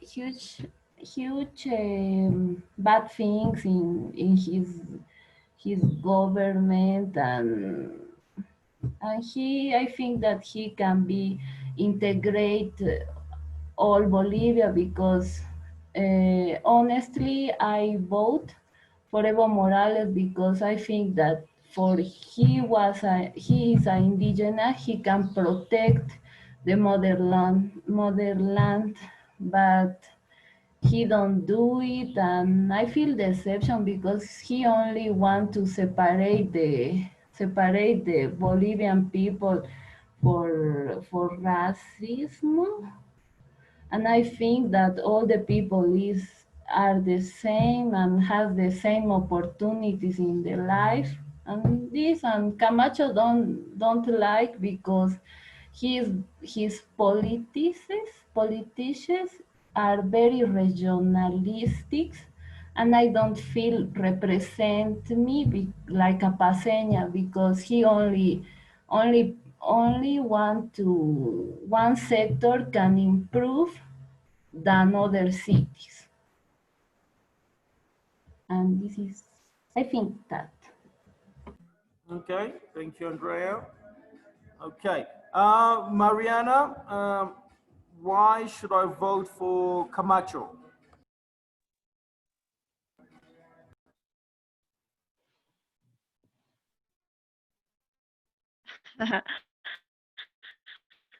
um, well, he only preoccupied for Orient. I don't know really. I see he don't prepare for assume assumir the presidents because he only I don't know how to say. I think he only preoccupied in his um, in his business or similar, and I see he he he don't help the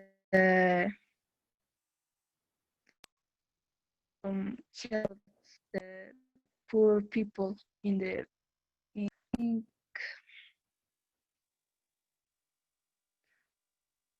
I don't know how to say exactly, but I think he he don't prepare for become president now. Okay, so he's not prepared to be president, or he's not ready to become president. Okay. Yeah. No, thank you. Adan, over to you. So, what happens tomorrow? Who's going to win? What's your prediction?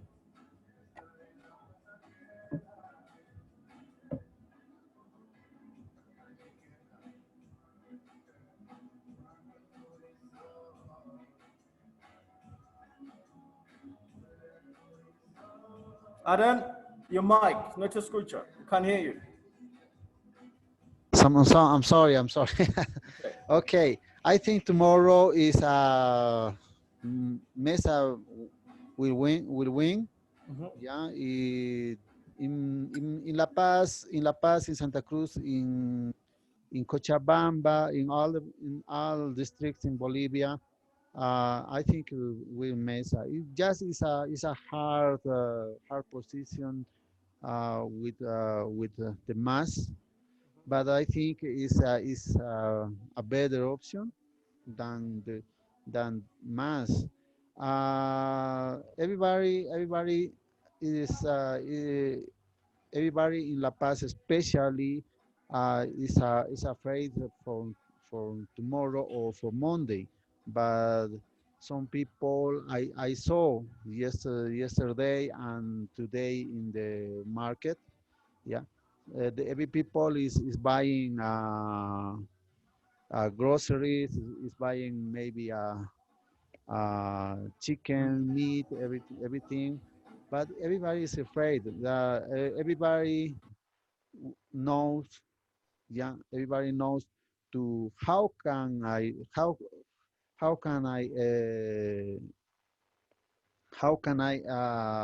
express you their position, the mass, the the group politician mass.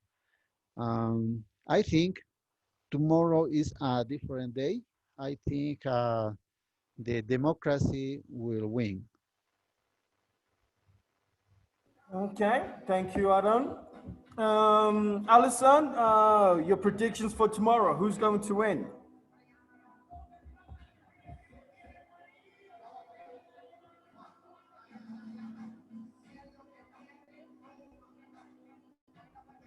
Hello. Alison, you there? Okay, we'll come back to Alison. Ravina. So, Ravina, what are your predictions for tomorrow? Who's going to win? I hope Mesa will win. It's I really like Tuto, but this time I think we need to fight for the Bolivia. For Bolivia, not for what we like, but what is better for the country. And Mesa is the best option this time. Maybe next time we will have more a bit a different picture of politics in Bolivia.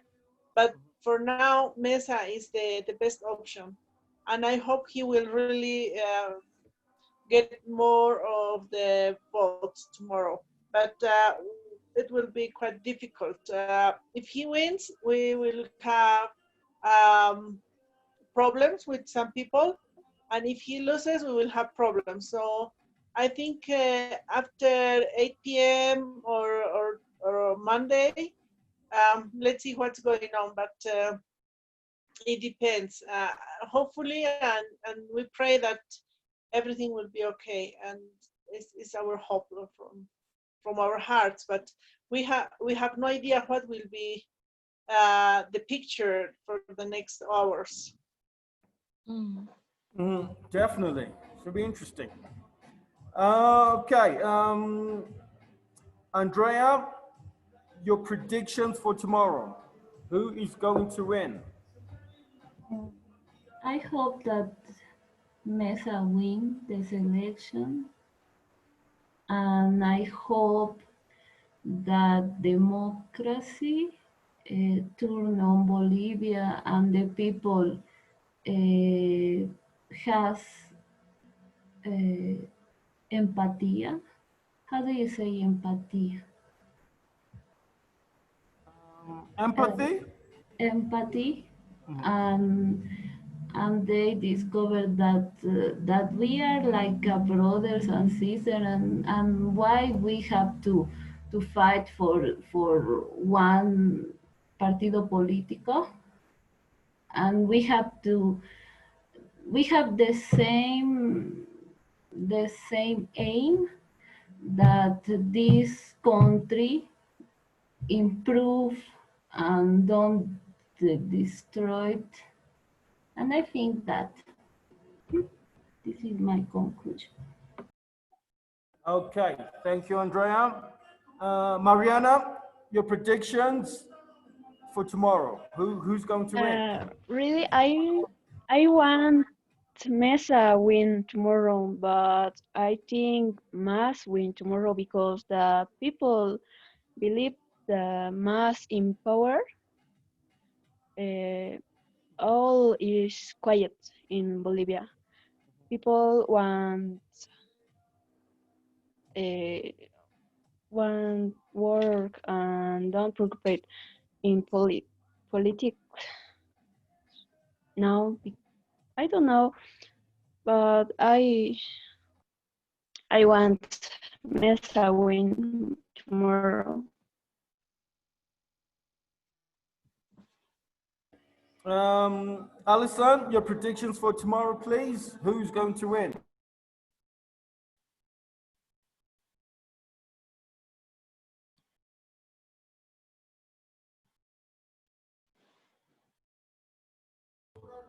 Okay, I think. All right, Felix. Before we close off, your predictions for tomorrow. Who's going to win?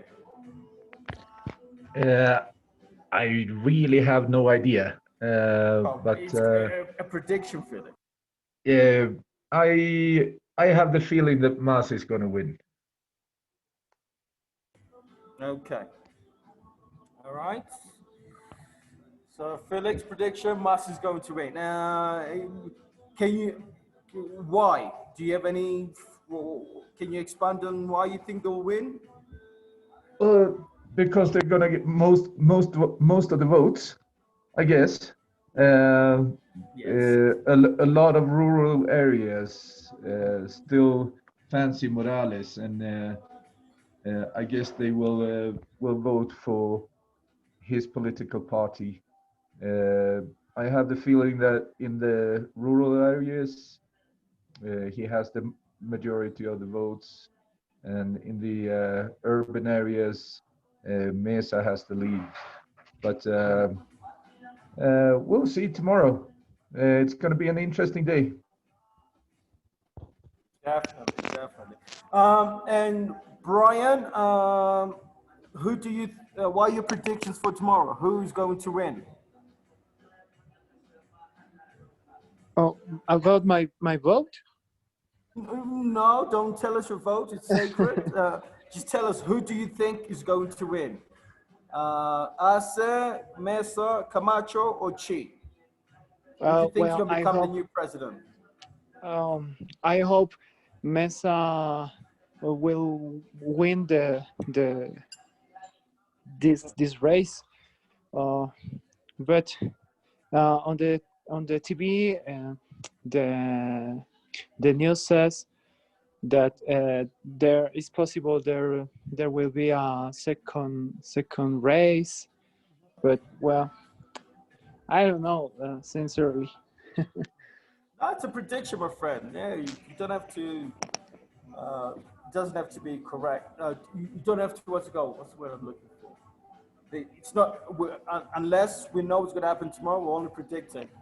I'm going to go for the underdog. I think Chi will win tomorrow. Yeah. No, I'm joking. No, Chi. Vote for Chi. No, I'm only joking. My prediction, I don't know. As Brian mentioned, I think it's going to be a close race. I think it will go to the second to runoff. And if it goes to the second round, I believe Mesa will win that one. But you never know.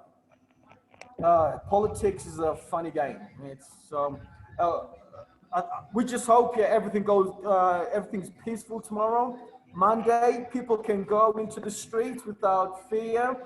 The miners from Potosi stay in Potosi. They don't come to La Paz with dynamite and stuff. Yeah, so hopefully it's a peaceful protest and everyone accepts the result. But like Rovina and Aden have said, or they have done, I think it's a good idea if people prepared for the worst, buying emergencies, just in case there's no food coming into La Paz. They might block the roads in El Alto because that's the passage into the main into the city. I think things will be calm next week. I can't see too much issues. Well, I'm hoping anyway. Let's just hope everyone accepts the results, whatever they are. Okay, the last question I'm gonna ask everyone this. Adam, if must win, will you go to the streets and protest, or you will accept the result?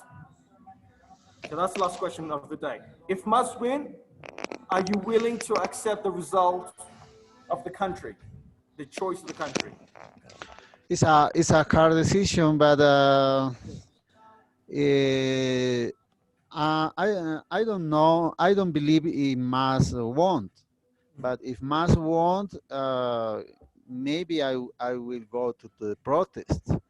I hear, yeah, in the rural area the mass will win. No, it's a lie. I saw in many parts in the rural area when the people is obligated to vote to mass, but we know the vote is safe. The vote is is nothing go to see, but many people in many area, many rural areas, yeah, the people obligate to the other people to vote to mass. But now maybe that no will happen. Maybe, I don't know. Yeah, I don't know. Maybe will not happen, but we will stay prepared. But if Evo Morales come back to Bolivia and take the power, this will be this will be a hell, I think.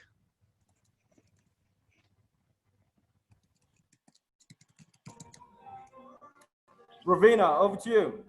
If must win tomorrow, are you willing to accept the result? Will you accept the, the democratic choice of the country? If he wins tomorrow, I think on Monday I will be looking for another country to take out my family, because he will come back with a lot of revenge. He will do a lot of nasty things to people in Bolivia, as he has promised in his tweets all this time. He has been in Argentina. I think the narco traffic will increase immensely. And then we will have a lot of other groups who are going to come back, like robberies from gangs. The gangs from Brazil who were doing those robberies in Santa Cruz, human traffic, all those things are going to come back. So plus he will definitely eradicate police force and military force, and to implement his own militia. So I think we have to leave the country. Is no other way. Okay, thank you, Ravina. Alison, if must win tomorrow, are you willing to accept the result? Well, I think it's gonna be a bit hard. I don't know how would I do. I'll be here, so yeah, like basically, it's. I hope people get there over there, get things done for me. I'll be fighting from here as well, but yeah, hopefully the decision is good and we don't have to go through that time again. I really hope that. Okay, thank you, Alison. Andrea, if must win tomorrow, will you accept the result?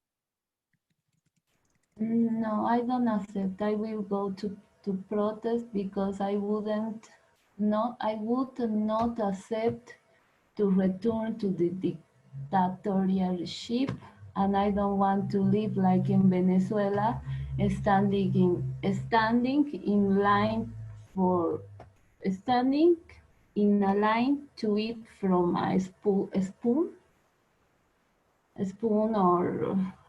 or fight for food. I don't want it. I don't want.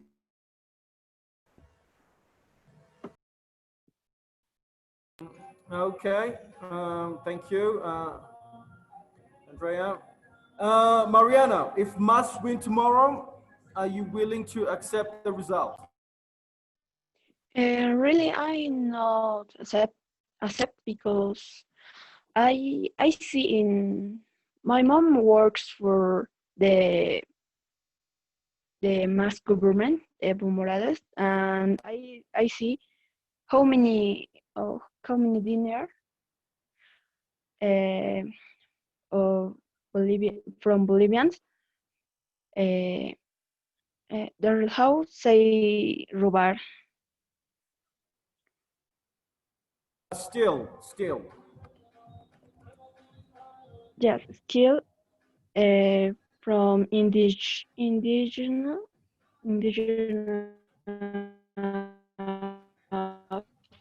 found and all from state from Bolivia mal, the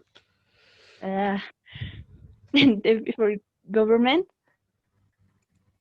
malversed funds of all ministers, and I think I don't I don't want repeat that. I maybe I will go to the protest.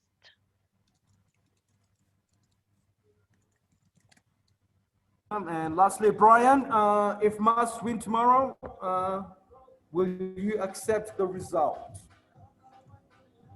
Oh, I don't think so, but because as the participants on this meeting said, uh, this mass was not a really good government in the last years. I have talked with a person that her profession is economy. She talked me about the foreign chains, if I remember, that this government uh, took this money, well, uh, mm, still stolen the money and that.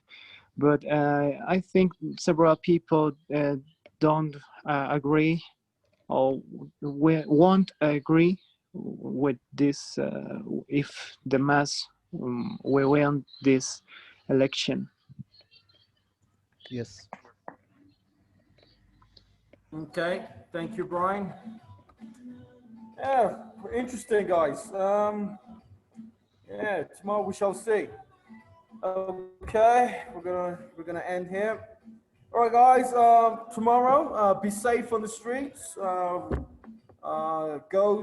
and vote as early as possible because I can imagine the queues are going to be crazy. The queues are going to be long, and hopefully we have a peaceful week in the country and nothing happens. So I'm sure we will. We will. I'm going to pray for that. We all positive energy. No trouble next week, please. Okay. Yes. All right, guys. And once again, thank you, Alison, for sharing your great achievements with us. And good luck in England, in London, and at university.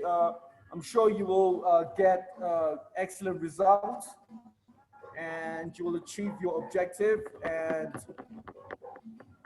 and bring your wealth and your wisdom over here back to Bolivia and enjoy. Yeah, like I say, enjoy the scholarship, enjoy your time there. Like Manuela said, if you can, when you have time, when things improve, probably next year, travel around Europe and get to explore different types of arts from around the European region. Okay, thank you, Thank Alison. you so much. Thank you for And having me. thank you very much, Alison, for joining us today. Thank you so much. It was a pleasure. Okay, pleasure's all ours. Pleasure's all ours. Okay, Manuela, thank you for joining us. I'm sure you'll be glued to the TV tomorrow to seeing who the new president will be tomorrow in Bolivia. Yes, I hope everything will stay peaceful and that people are, yeah, don't overreact and don't start something stupid. So yeah, fingers crossed, and that democracy will win and everything will become in a good shape. And yes, Alison, enjoy your stay in London, and yes, that we all, and that is the most important, stay healthy. Don't infect yourself, wear the mask. That is what we need to do right now. Right. Thank you so much. Thank you. Yes. You're We welcome. should take care of all. Yes. Thank you. Thank you. Okay. All right, Gina, thank you. Hopefully you have a good week in Chimbote, and we'll see you next Saturday. Thank you. Take care, Darrell. Thank you, Gina. everybody. Bye-bye. Okay. And So sorry guys, for Bolivians, for even maybe you know, we have an app to prevent fraud in Bolivia. This app is Cuido Mi Voto. You can get in Play Store. It's free. We have for iPhone, for Android.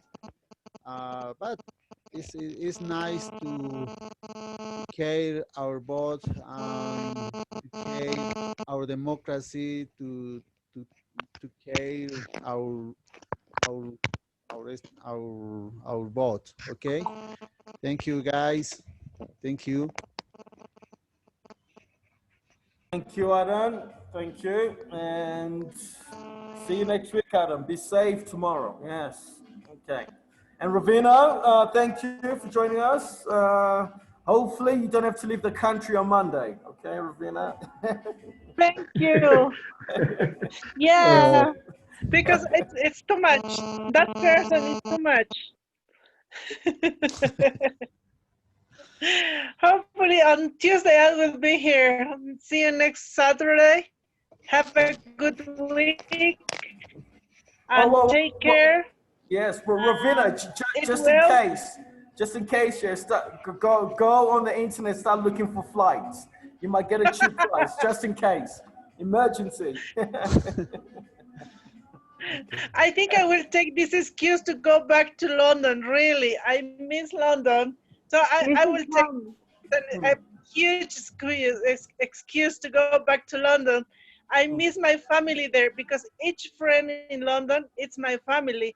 And believe me, I have more communication with my friends from London, from US, than my own cousins or relatives in Bolivia, because they became your real family, because you build up memories, you build up friendship, and everything that comes where you are alone in another country. Yes. Yeah, that's true. Okay, but you know, I'm just saying, just look on the Skyscanner for cheap flights. Yeah, leave La Paz, El Alto International Tuesday. Just in case. Okay. Thank you, Ravina. Right. All right, Andrea. Goodbye, Andrea. See, be safe. I believe Andrea is I don't know the word in it. Jurada. Sorry, I can't hear you. I believe tomorrow, Andrea, you're going to be helping with the elections, correct? Correct. Yes. So good luck tomorrow. Be safe. And yes, and enjoy your day tomorrow. Yeah. Okay. You too. Yes. Thank you, Andrea. Bye. Okay. Goodbye, Andrea. See you next week. And Brian, see you next week, my friend. Be safe. Don't worry. If the worst comes to worst, we'll take the same flight as Ravina. Yeah. We can go together. Yeah, we'll go together. Yes. I'll be waiting for you guys here in London. Yeah, definitely. Oh, nice. Yeah. Yeah, you got to have the coffee prepared, Alison. Yes. Exactly, and a nice cup of tea. Yes. Yes. A proper British cider wouldn't hurt either. Yeah, Balmer, exactly. Magnus. Magnus Boomer, yeah, definitely. So, guys, it looks like next week we'll be doing this conversation club from London. Then, all right. All right. All right, guys. See you later. See you next week. And we'll have positive attitude. Next, no pasa nada esta semana. Okay. Yeah. Nothing will happen. You use your vote wisely and wisely is the word I believe in English. And take care. Definitely, Stay out of trouble next week. Okay, guys. Bye bye. Bye bye.